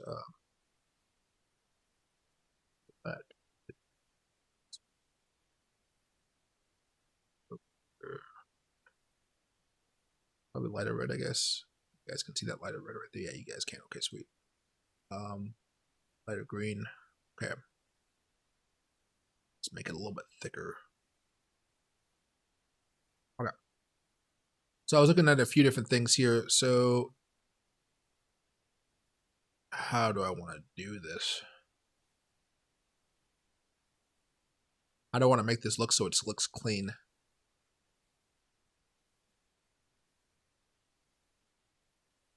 Sweet. That's what he set up for me. Okay. So I was looking at this breakout right here. I was looking at this. I was looking at this.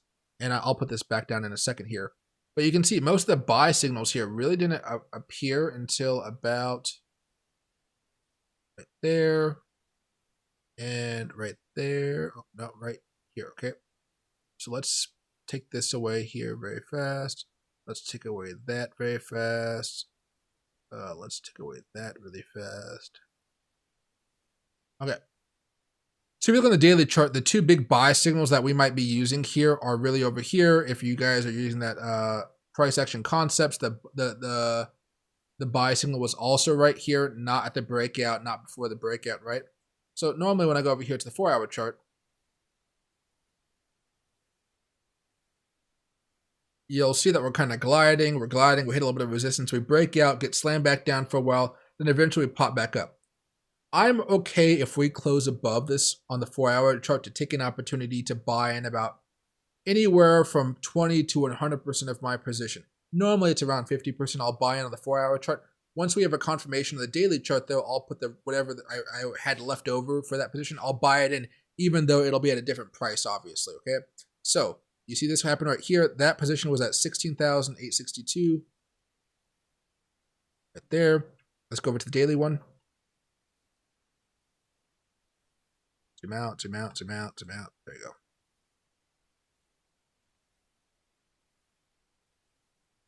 So right down here. The daily one for the breakout is going to be right here, okay? So I probably, well, for this one, I put like 50% in. I think 20% in, that I didn't really put the rest of it in because I was sleeping. But there was a nice breakout here that was really solid. You had all these signals that were saying buy, buy, buy, buy here, double down here. You know, and then what I did, which was kind of stupid, is get rid of all this stuff now. Let's get rid of this. Premium. Oh, I got a premium sign here now for people. Oh, you can't see it because of my headband. They have a, I don't know why I need to know I'm premium. I already know I'm have a premium account. But basically, I did my trusty Fibonacci extension level here, right? And so I scaled out some right over here as we were testing out a level of resistance around 18,000, right? Because I didn't see us going parabolic here. Again, my whole premise is that the economy is not as healthy as the market would make it would suggest to you it is, okay? So that's my process when I made the mistake here in hindsight of making money but not making as much money as I could have, right? Maybe that's not a mistake, but you know, we all have that little bit of greed in us if we're traders. And then afterwards, I sold a lot out, like I sold like 10% here at the first level, 20%, like no, 50%, excuse me, at the white here. Then I had a little bit left over, but really that little bit left over wasn't really in the more volatile coins. It was in like Bitcoin, which doesn't move up as much as a lot of the altcoins have. So maybe while Bitcoin moved up 10, 15%, altcoins were moving up a lot. So I was like, oh, this is like, you know, 50%, 60%. Why can't I sell now? Even though you saw a lot of these coins run up much, much more. And so eventually I ended up selling off the last of mine right over here. At this point, it was like only like 5%. And you can see if you kind of just drag it over, it kind of matches up with that resistance level. Then afterwards, it piled up even higher and hit another level of resistance right here. But by then, I had really not much skin in the game besides a few other speculative bets. And right now, I'm just not buying back in. But you can see how the 4-hour chart, you can start to buy in here. On the daily chart, once it's confirmed, you put the rest of it in there. Because buying on the 4-hour chart is not as strong as a confirmation as buying on the daily. I would not buy a breakout off of the 15-minute chart unless it's like a 15-minute chart, small breakout for the daily or something like that, right? Not a multi-week larger trend line there. But when you look at this type of stuff, you know, there's a whole bunch of different plans you can do, but you can clearly see that I sold a lot of my positions too soon, but I ended up making money. And I'm happy if I just make money, right? That's why when you guys watch that tutorial as far as using that the indicator I was just talking about, I directly say the goal is not to buy the low and sell the high. The goal is to make a trade off of the momentum or the trend reversal. And then once you have that confirmation, you're going to be making money. You know, it's very nice if you catch the bottom. It's very nice if you sell at the top. It's just very hard to do, right? And so, when you do it this way, it makes life a little bit easier. Let's go back over here very fast. Now we're looking at this resistance level up there. Yeah. What else is there here? Back to 5. We can watch Filecoin for a few minutes if it's still boosting up. It looks like it's going more sideways here. Yeah, ran up into that resistance we were talking about. Definitely showing some weakness here. ICP showing some weakness. Mana showing some weakness. Dots showing some strength here. Anything else really popping off right now? Is Bitcoin popping off and I didn't know? No, Bitcoin's not popping off. Everything else is. Dots moving up a little bit higher, so let's just kind of chill out and watch that for a couple seconds. Definitely trying to make some moves here. Hopefully it doesn't have a double top. That would suck.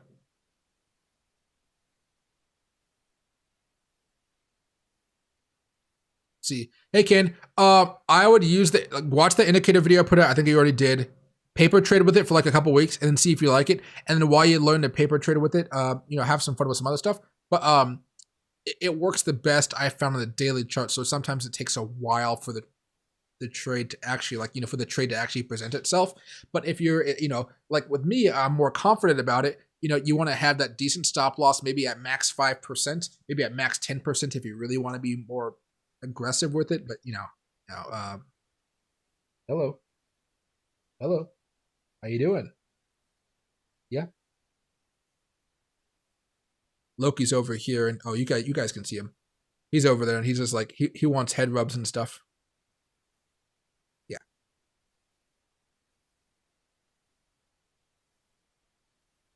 He's a good boy. I think he just woke up from his nap. All right, that was your Loki break.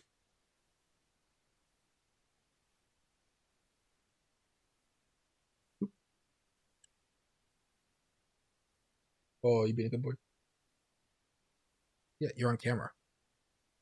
He knows when he's on camera. He doesn't like it as much, but he likes talking with you guys, I think. Or he likes the treats that he gets when he talks with you guys, I think.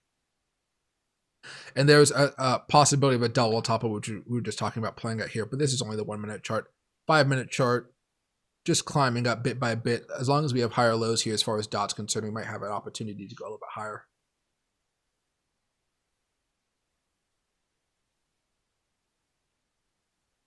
Yeah. Oh, and hey, Daniel, happy to see you back, man. We're doing pretty well. It's been a good night.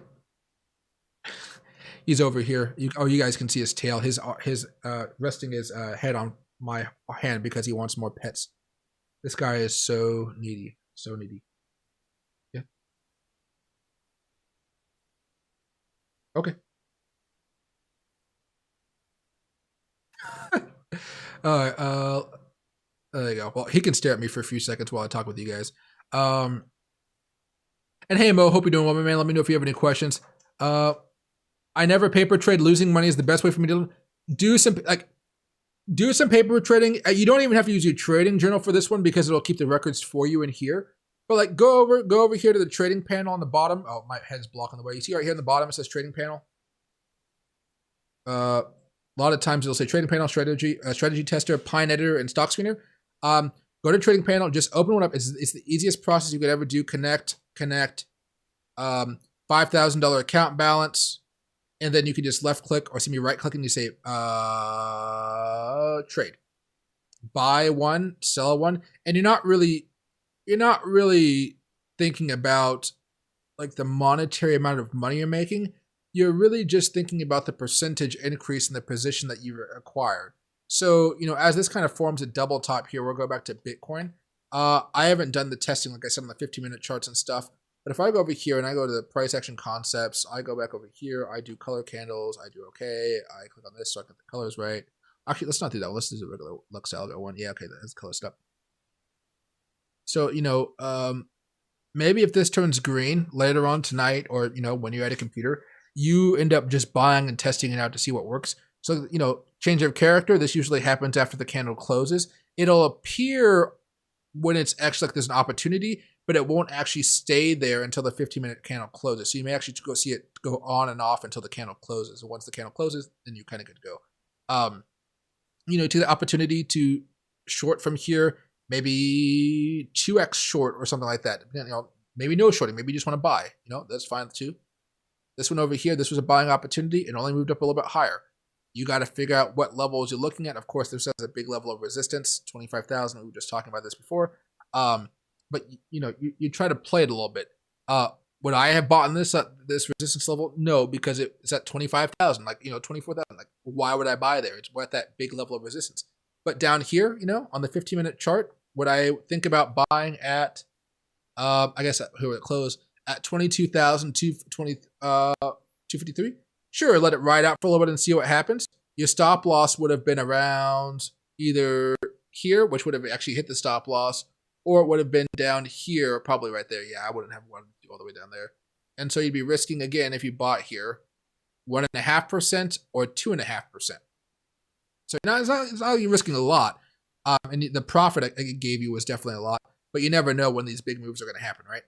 But for me, I would always say when you are doing some of this pattern trading and whatnot, let's go over here. Let's turn this one back off. Candles off. 4 hour daily chart. Buy here. Wow, that worked out. Short here. Yeah, that worked out. Buy here. It worked out for maybe 2 hours. Not really the best. But some to get resistance, but didn't work out, right? Short here didn't work out.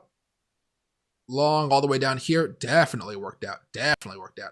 And there's too many clusters over here. Oh, dude, my face is like in the weird part of the screen here. But yeah, so play it bit by bit, but don't just use the signal. Use some other technicals. It helps you out a lot more, right? Buy here after a breakout. Well, maybe I didn't feel confident enough to buy the breakout. Maybe I thought we were just going to go more sideways. But then once we had the buy signal here, or the squeeze indicator, or the whole sweet indicator, or the Do Kwon ribbon indicator, or golden crosses in the 4 hour chart, whatever it may be. I mean, was there golden crosses in the 4 hour chart when that was happening? Let me see. There was golden crosses in the 4 hour chart. So you put it. Oh, sorry. You put it all together. Hopefully I didn't tap it too hard, but you put it all together and you kind of get that system. And that system is what I'd recommend trading for right now. With paper trading if you want to. Now, I'm not accustomed to losing money when I first learned how to trade. It's kind of just like the rite of passage, I think, for the majority of people. But it's more of like, how much money do you want to lose at the end of the day? For me, it was thousands. Some people lose tens of thousands. Some people lose hundreds of thousands. It really all depends. To me, it really is like the more money you start with investing, the more money you end up losing. I think that, like, from the people I've talked with and friends and stuff like that, like if you start off with $100,000 in your portfolio, there's a good chance you might lose like $80,000 of it. If you start off for like $10,000 in your portfolio, there's a good chance you lose like $10,000. That's what I did. I decided to put some more money in there, but you just got to make sure you don't overdo the account. I was just talking with my friend Tyler over in Pennsylvania, the guy I'm going to be hanging out with in Vegas next month, and we were talking about how one of our other friends, Cody, he's from Texas. He was telling Tyler about me. You're so lucky you get to go to Vegas with Michael because I've never seen a guy so lucky at gambling, right? And Tyler told me that, and I was like, I'm not lucky at gambling. I just have proper limits, and when I win, I just tend to walk away and go spend it on something that I really want to enjoy. Usually alcohol, usually some high-class food, whatever, I have my fun with it. And then we started reminiscing because I went to Vegas back when I was all the way in college, and basically what had happened was when I was in college, I went to Las Vegas. I gave myself a $500 limit every day. $500, no more would I spend. And usually I didn't even spend the $500, but drinks were like $20 a pop at the Palazzo where I was staying, so things got pricey at times. But basically what ended up happening here, before I start going on too much of a rant, one of my friends had no budget whatsoever. He blew through his money, and his girlfriend begged me to give him a loan. And I don't usually give out loans to friends because it creates that awkward tension, if you know what I mean. So I ended up giving him my budget for Wednesday, which was a whole $500. So you know what I did for my entire Wednesday? I went to the pool at the Venetian. Once I was at the pool at the Venetian, I sat down with a towel, shirtless, with my body hanging out. And then I proceeded just to talk with people for the entire day and get myself a nice, lovely tan. I met some Italians who bought me lunch. The Italians were they were there for a conference as far as pharmaceutical conference. Got lots of free stuff. I got some free food. I chilled out. I I used some money, even though I wasn't supposed to, on food because I was like, oh, fuck, I totally forgot I need to have food. And so for dinner, I got some food truck food for like $20 for a meal. Kind of expensive, but it's Vegas. Why not? But my friend basically had no budget, and it kind of just killed him because he just gambled. And until you guys are proficient, you're all gambling as far as traders, right? You're gambling until you can make this your full-time gig, and then you can go say, no, I'm a full-time investor. Yeah, I make an income off of it. So when we think about these indicators and stuff, and let me take a drink of water here, I'll show you guys what I'm talking about.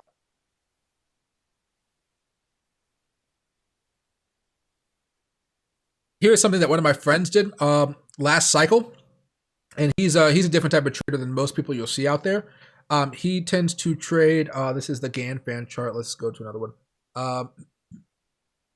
He trades bull markets only, and during bear markets, he takes the time off. He makes so much money that he lives off of basically between $50,000 to $200,000 a year, based off of what he wants to do. And he works with his accountant and his financial manager to build out a plan every year, and he sticks with that plan. But this guy makes all of his money, and I mean all of his money, during the bull markets. So just as like maybe an example here for you guys, right? He bought during the COVID lows because he's a smart ass. But basically, imagine you just took this buy signal here, like right here. No, Loki, hold on. Right here, okay? And let's say you had a leverage, because he's a big leverage trader. He had a 5x leverage trade on $10,000, okay? Really big trade. Now, just like me, he's a big proponent of Fibonacci extension tools. We look at charts every now and again. His chart basically had, or his resistance levels, he had a GAN system up too, but he had this one and he had this one, okay? Now, like me, he likes to start getting out the white levels here. But it's not, for him, it's a little bit different in bull markets. He kind of risks it a little bit more. But let's just say for now, he buys right here. The first white level right there, he's up 60% on a 5x leverage position. That's already a lot of money right there, okay? You go up here to the next one. That's 186% times a 5x leverage. That's already a whole bunch of money right now. And when you have a lot of money, you don't have to make thousands of percent to make profit, right? And then afterwards, he's continued to scaled out. His scale out method was going to take him to $120,000, though. He really thought that Bitcoin was going to get up to $120,000, mostly because of the free checks, the stimulus that the government provided. But yeah, so there's a whole bunch of different ways to think about it. There's also, we talked about this one as well. This is the longer term Fibonacci levels. I think we've talked about this every now and again, I think. Right? Scale out right there, scale out right there, scale out right there.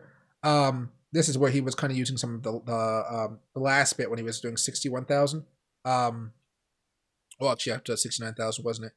But if you can, trade these big moves, there's a whole bunch of different opportunities for you to make money, right?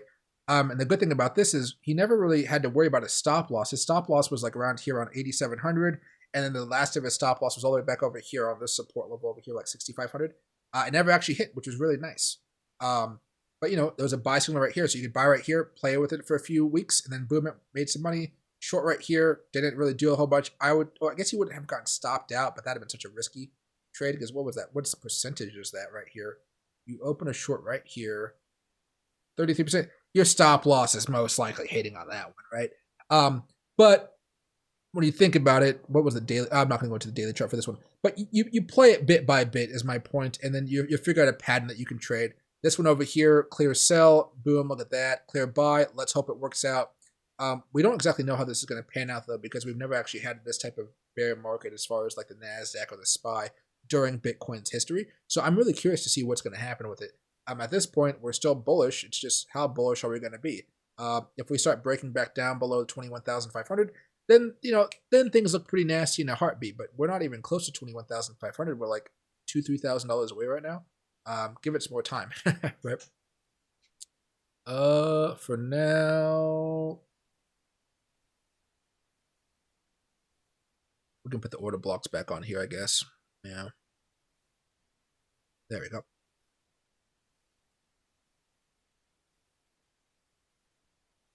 Double top, so cute. Oh yeah, it's pretty nice. Oh wait, let me go back over here.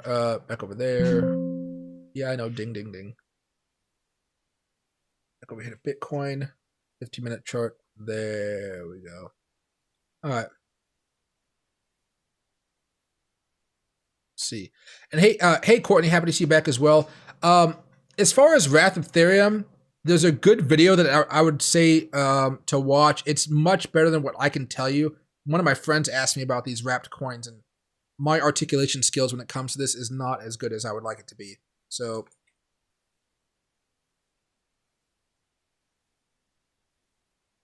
no, where's it at? There you go. This is the one. Okay. This one. I remember it just because it has like the little Charlotte's Web spider. It reminds me of that. But watch this one. It doesn't talk about Ethereum especially, but roto wrap tokens. Like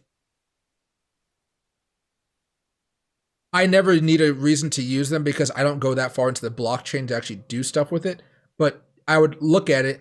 Chances are you're not going to really need them, but maybe you could buy them. But you're not going to really need them, in my opinion, unless you're actually doing some like work on blockchain work. And hey, Bideford, you faked me out with the new channel today. I know, right? I'm going to start posting more and more stuff on there and have some fun with it. Thoughts on Black Rifle and Rumble qualifying for the Daytona 500 on possible pops for advertising possible on the individual stocks at Tonas this weekend?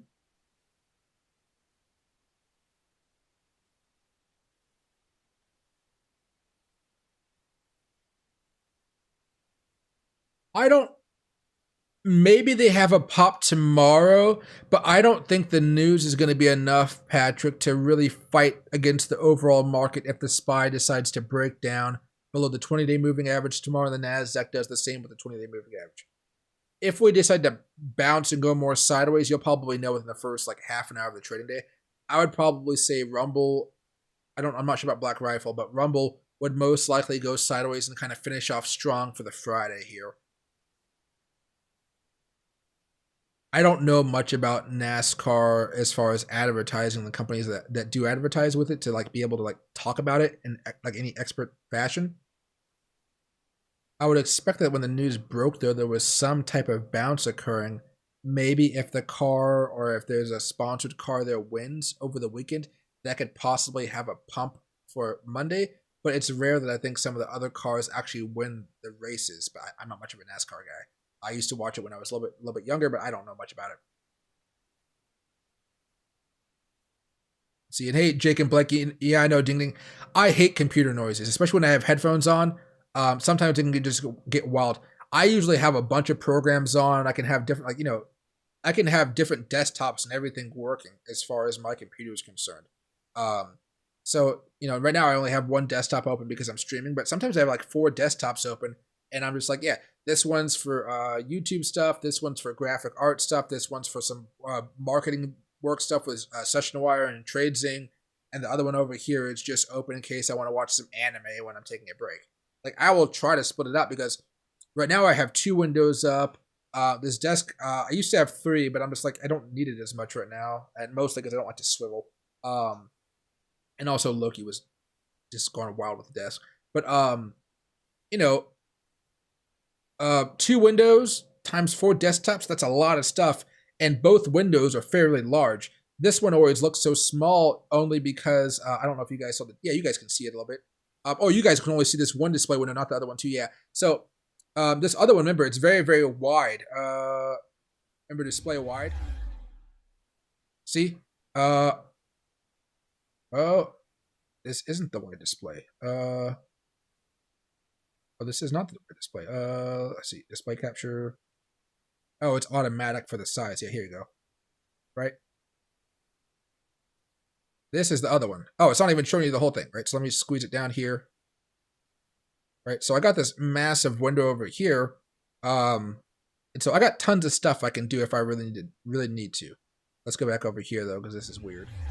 All right, let's drag that off. Let's drag that off, and there we go. But yeah, it's nice. It's definitely nice. And no worries, keep quiet, Mama. Have a great rest of your night, and thanks for following the new channel. And yeah, definitely watch that video. It's probably the most informative video about the topic that I've seen.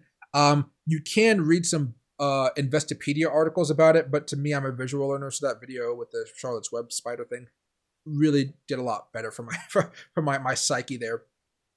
Let's see. And hey, Jacob, good evening, my man. Good evening. I've been it's been a pretty good night so far. Hey, Ken, what do I think about the YouTube CEO stepping down? Good or bad for Google? Probably good, but I don't think she was bad at her job. I think she just wasn't able to fully take advantage of this new shorts revolution that we're having.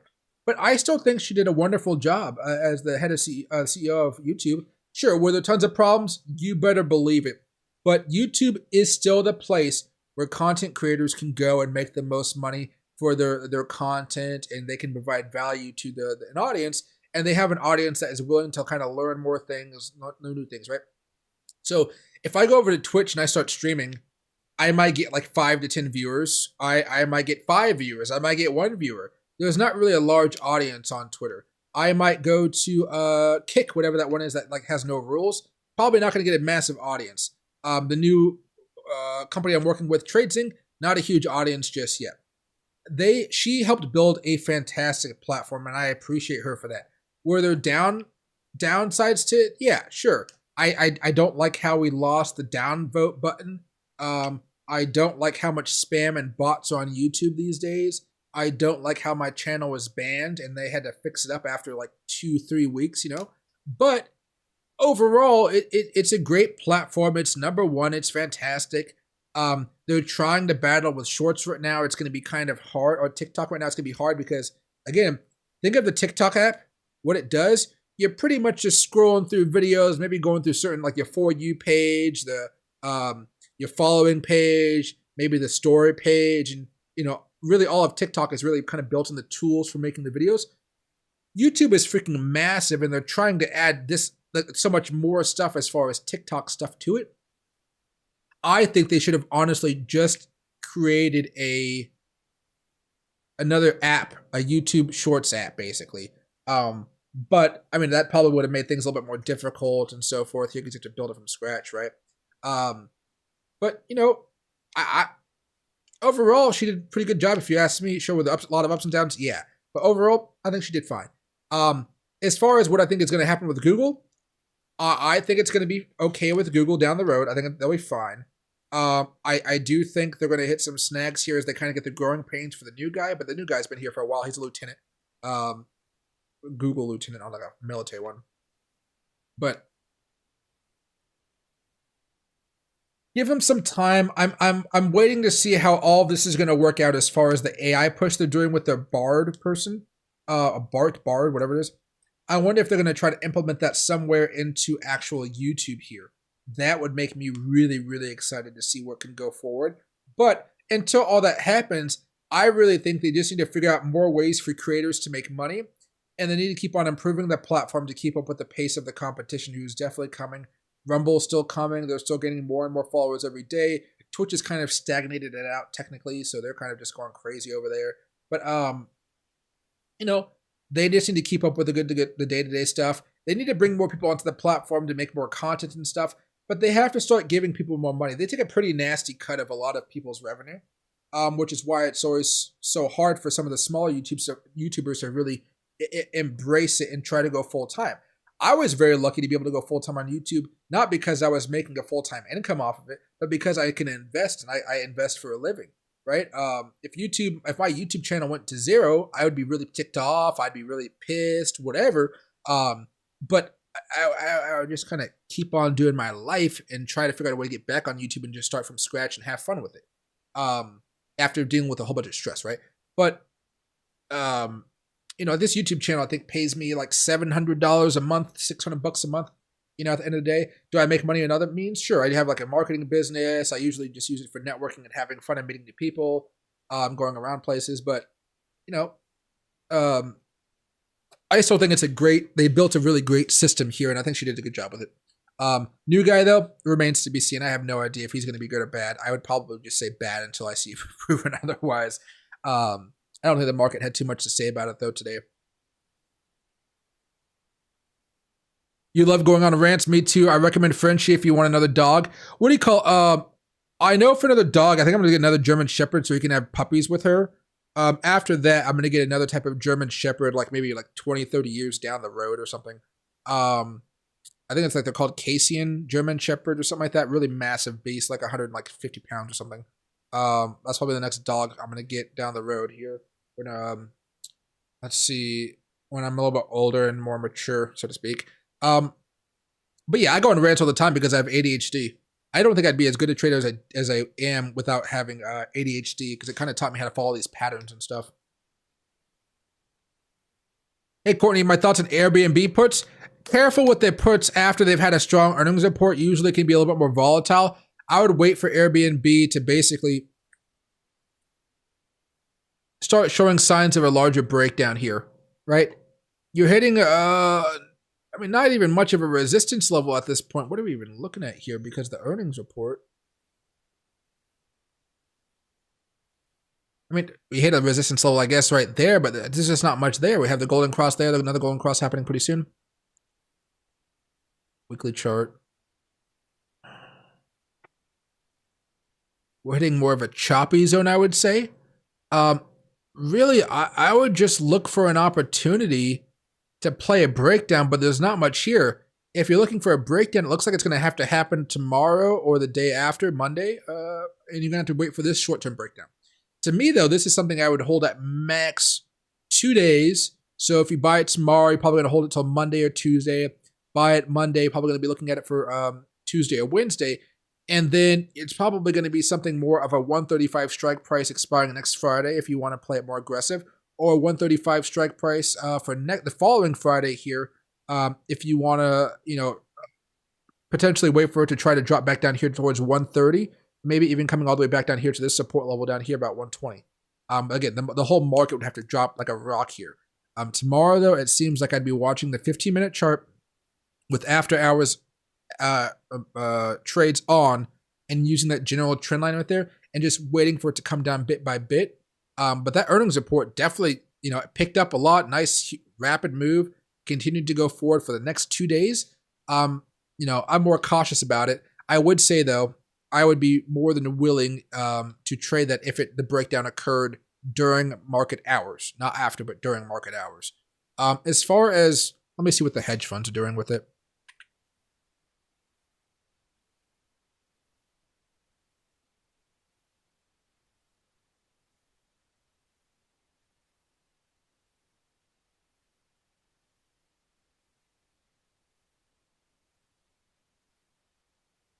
Was the most of the money coming here? Yeah, there was not even that much premium is being bought on it today, honestly. A strike price for 224, so that's next week, next Friday, 139 strike price. It's currently at 139. I'm guessing they're just hoping it falls down a little bit more here. 137 strike price for tomorrow. That's $2.50 lower than where we are. That's fine. That's prices around 53 cents. That's actually probably not a bad idea, depending on where they bought it at. 230, 330, maybe.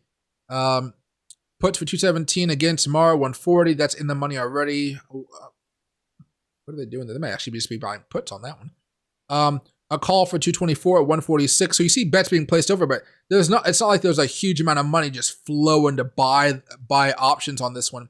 Usually what you're looking for is some type of golden sweep or some type of big out of the unusual activity that says, hey, some big player knows something and they're about to play this sucker hard.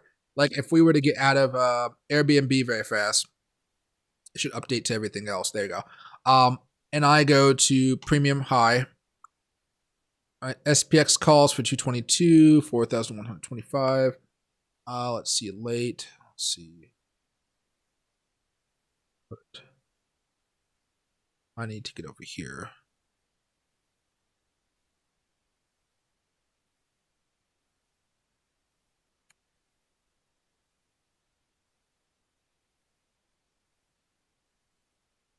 Probably just go with the golden sweep, I guess. No recent flow. Historical flow.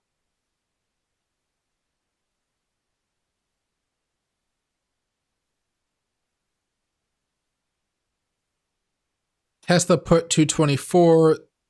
unusual right here. 2.76 million, strike price of 200. What's Tesla's price at right now? 202.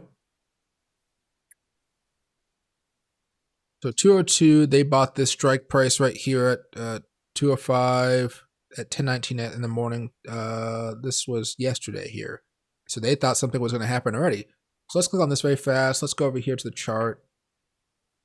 And they bought the put at 650, and right now it's at 971. And so we go over here to, I wish my head was good at math, but it's not. Or math like this.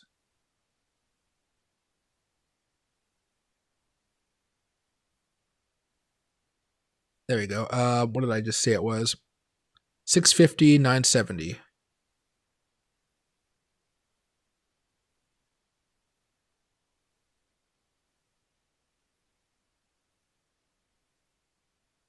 Okay, calculate.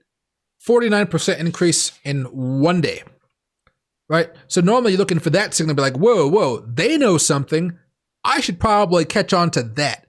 And that's what you're normally looking for when I'm looking at a lot of these options plays. But with Airbnb, you're not really seeing too much. You're seeing a little bit here, mostly for the 130 to 130s range here. Really for the next week though, next Friday, the week and the Friday after that. Play around with it a little bit, but to me that symbolizes maybe I want to do more day trading with it. So by day trading, I mean like maybe holding for 1 to 2 days, maybe 3 days. When was this bought? 215.2? Yeah. Wow, that's a lot of money being tossed on as far as Tesla. How much did this money make? This is 210 strike price. This was already in the money, I think, when they bought it. Excuse me. Chart. They bought it at $3.10, and it's at $9 right now. Oh my freaking lord. So yeah, I'm mad. I need to look at this more often. Holy shlababa. But yeah. So that's some of the stuff you're looking for here as far as the options markets are concerned. That's like a 300% increase in 1 freaking day. And that's just off of just like a 5% move as far as Tesla's concerned. And this thing's been moving up and down all over the place. I wonder if they sold or not. I'm not entirely sure. Looking at the way after hours action is going, they're probably not selling. they're probably not going to sell until maybe tomorrow, Friday. Yeah, that's pretty reasonable if you think about it. Unless they think we're going to go down tomorrow or next week and have a top, and somehow break down below, then start coming back down here to 160s. Oh my gosh, 160s for Tesla? Wow, that'd be wild. It'd be 180s or something. Yeah, 180s is pretty reasonable for next week if we keep on going down.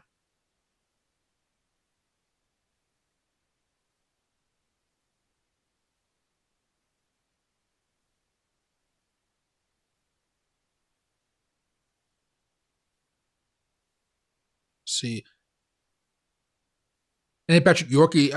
Oh, you mean Loki? Is it the gorgeous dog? Yeah, he's a really chill dog. He's looking at me right now, just like he just sees me. His eyes are glowing like he's outside.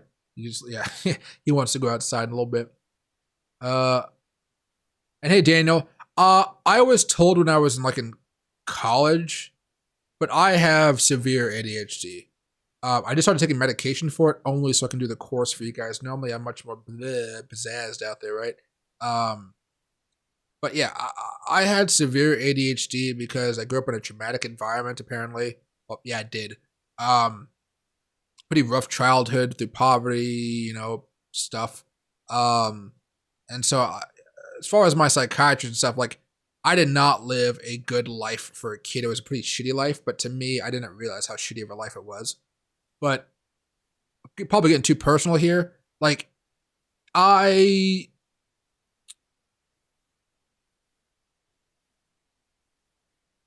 I pretty much formulated a path forward by myself by breaking morals and ethics in order to achieve my goals. Through college and high school, one example would be if I didn't do my homework, I could pretty easily make up some type of lie to get my homework extended by 1 extra day so I could do it the following day. Stuff like that. Nothing crazy or breaking the laws. I've never broken any laws before. Heck, I've only been pulled over 3 times in my entire life. 2 times I wasn't even driving. But as far as having ADHD, it can be a struggle at times, but I think you just got to figure out how to use it properly. And for me, that's multitasking a bunch of different things at once, but making sure I get a little bit done in each thing I'm trying to do. like over this week, I've put out about 5 tutorials. That's been perfect for me, giving you guys opportunities to make money. You guys should be able to make some consistent profits for the next few months if you just listen to what I said on those videos. But most people kind of do their own stuff, which is perfectly fine. But if you listen to those videos, you'll see an opportunity to make some good money there. But like to each their own and to each their own strategy, which is always the difficult side of things. I have a Frenchie that thinks he's a German tank and a German LOL, but we can talk crypto. Sorry, people. Don't worry about it. What do you call it? Dogs are awesome. Same with cats. My sister has a cat and I love it. See. And hey, Ken, you're the first YouTuber in my algo that gave Susan her flowers. Well, yeah, I mean, like, guys, think about what YouTube was before. Like, she's been working for YouTube forever. She's done a decent job. She's done a good job, in my opinion, okay? Has there been issues? Sure. But it's not like she just ran YouTube into the ground. Can you imagine if the people running Twitch were running YouTube? Oh my, I wouldn't be able to even talk to you guys right now. That's how bad it would be run. That's how bad the system and everything would be. She did a very good job. And I'm just hopeful that the guy that's replacing her can be just as good or even as good, right? So was the problem? Sure. But you know what? You know how crazy hard it is to manage YouTube? You know how much like shit just gets put on this system every single day? You know how many dark corners there are to YouTube if you just start searching random shit? There's a lot of stuff out there. And they're trying to clean all that stuff up because of regulations coming their way, because of how the algorithm has been biased in the past and stuff like that. They got a lot of stuff to fix up, right?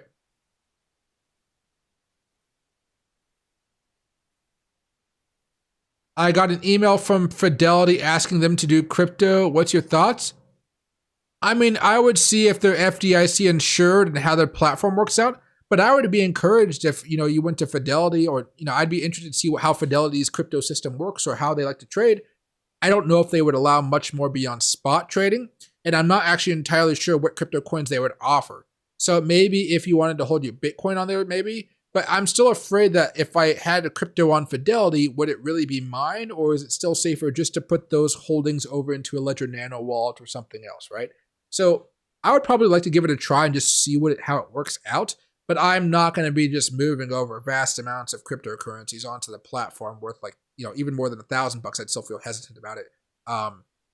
Because it seems so new to me as far as Fidelity. I just don't know how much I would trust them to get the job done.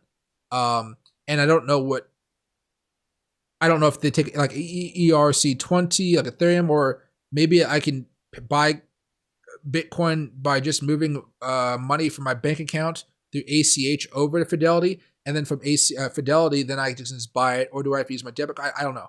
But I would probably say I'd just go through ACH, bank transfer, bank wire, move it to Fidelity. From Fidelity, I can just buy whatever I want to. And hopefully I don't have to purchase it with a stable coin. If I don't have to purchase it with a stable coin, that would actually be a really nice thing for me to experience, I would say. I hate using stable coins, honestly.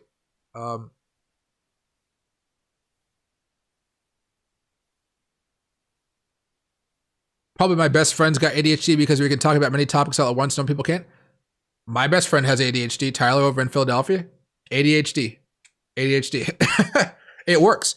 We have a lot of fun together. Remember, for this, the stream is almost over, folks, so we're not going to really be talking about much more crypto. Everything is pretty much going sideways, besides Filecoin here, which is really pumping up here. ICP's pumped up a little bit more, but mostly everything's running up into a little bit of resistance right now, and that's perfectly fine. But remember, guys, when I go to Vegas, me and him are going to be hitting up a bunch of spots, so like Las Vegas map. Google.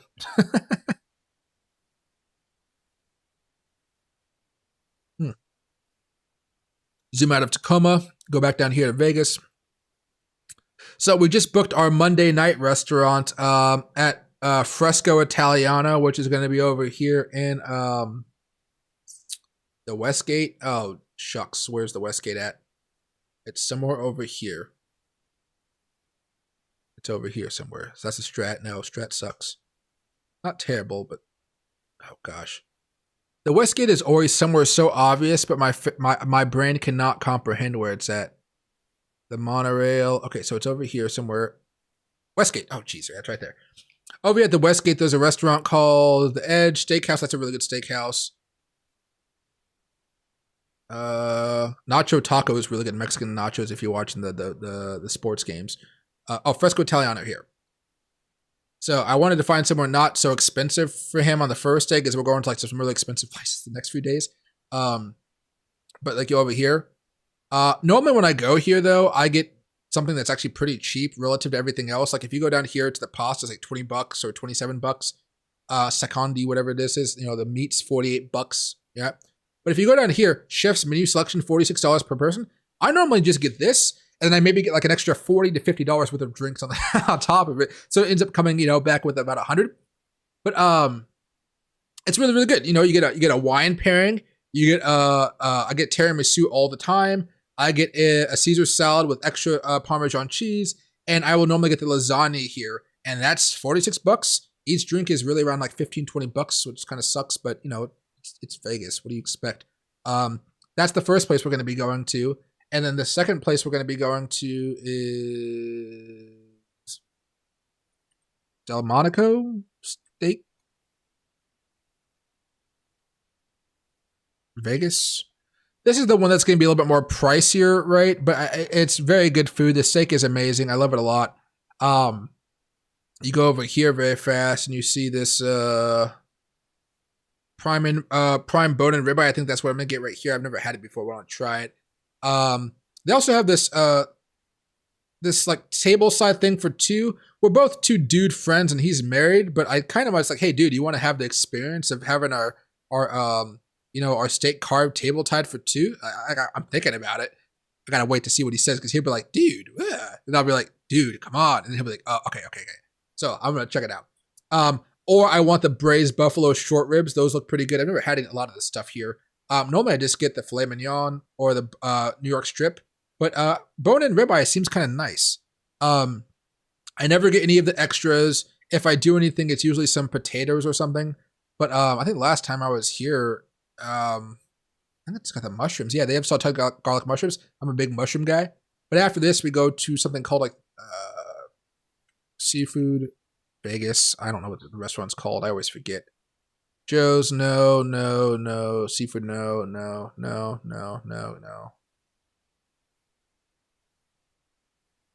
Yeah, I don't know what the other give me the recipe's called. Prime, no. Oyster Bar. I'm gonna eat some oysters there, but I forget what it's called. Crab Island. I don't actually use Yelp anymore. I don't know many people that actually use Yelp these days. Calgens. I would have to look through the things. He has all the reservations set up besides the first one at Westgate here. But dude, where's the seafood restaurant? I would know the name if I ate there. Blue Ribbon. Mama Breeze. Oh gosh. Shellfish Restaurant, Vegas. Lakeside Palm Catch. Is it Catch in the aria? Who knows? But basically, it's some really good food. TripAdvisor.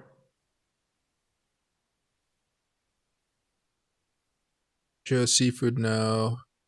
Water Grill. I think it's Water Grill. Water Grill sounds very familiar to me. I'll know once I see the menu here. Menu, if it's kind of more... Oh, you gotta be kidding me.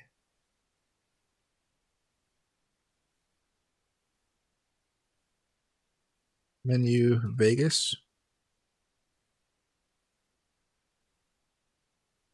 No, I don't think this is it. Oh, maybe it is it. It is it. Oh, yeah, it is. Yeah, okay, yeah. Yeah, because they have a raw bar here, but what I want is this. I want to get a grand for myself. The grand, whatever, it comes with some mussels, some oysters. Part of it looks like a hard shell lobster. Not the whole thing, but part of it, and some jumbo shrimp. So, yeah, eat that, have some fun. And then I'm probably going to get myself, I don't know what else. Probably a half dozen Pacific Plump, maybe? No, you know what? I live on the West Coast. I should try something from the East Coast here. Maybe I'll see what I can get over there. But yeah, I want to try some stuff out. I want to try some stuff out here and see what works. They also have some sushi, but I'm not really entitled. I don't know. I just got sushi the other day. I can get really good sushi in Seattle any day. And get some $16.50 drinks. My God. But maybe I'll get some oysters Rockefeller. I don't think I would actually like it though. I want to try it just to say I've had it. Wild Spanish octopus is one of the best things ever. If you guys liked octopus, I love octopus. I love octopus. There you go. Stay away from Ton Colichillos. Emerald's New Orleans Fish House is excellent at MGM. Oh, I might have to try that too. I'll be there from Sunday, Monday, Tuesday, Wednesday, and I'm flying out Thursday evening. So I won't get dinner on Thursday. I'll eat lunch at the at this bar that I always go to when I leave Vegas. And then I'll eat breakfast probably around the hotel as well. So I'll make sure to get some good food while I'm there, and I'll take tons of videos and content for you guys. I'll be taking my camera over there to take some footage as far as the ICS West conference as well. It's like a security conference full of cool drones and technology to spy on people. That'll be pretty fun. I've never been able to tell a difference in the bone-in selection. Usually there's not too much of a difference. For me, the food that I've really fallen in love with over the last few months, or last year, I would say, has really been, I think, Argentinian food. There's a place in Tacoma called Asado. And there you go. It's this place. They just have a really good grill and the meat just tastes good. I don't know how to explain it, but the meat just has a good flavor to it.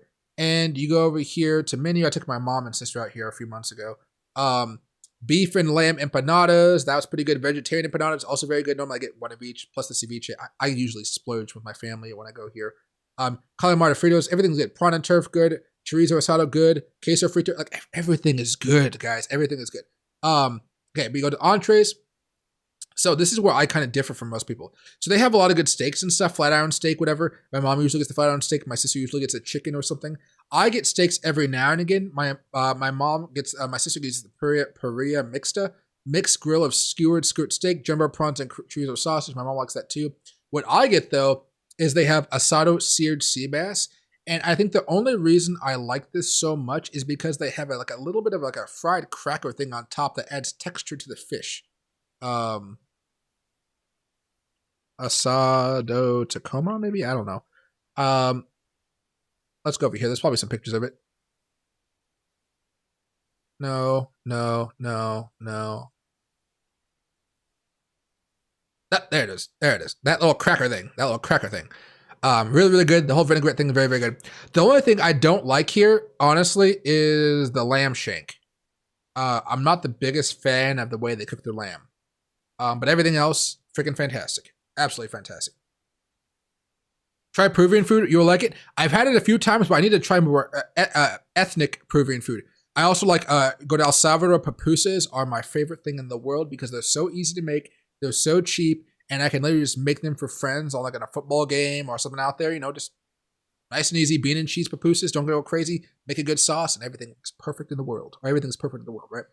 But okay, everybody. It was great talking with you guys. Loki wants to say goodbye to all of you guys. Yes, you're a good boy. Yes. Maybe I shouldn't have talked to him like a baby. Oh, no, he wants to come over here. Loki. There you go. So, Loki. Oh, now he's coming between legs. But I will see you guys tomorrow. I will try to stream sometime in the middle of the day. Let's say around maybe 11 o'clock in the morning if I can, depending on when I wake up. And then I will also stream around like 7 o'clock or so, another late night stream like this, just to keep everything consistent here. Watch out for Bitcoin. At this point, definitely more bearish in the short term here. Nothing really catastrophic, but wait and see what happens with the SPY and the NASDAQ as they approach those 20-day moving averages, okay?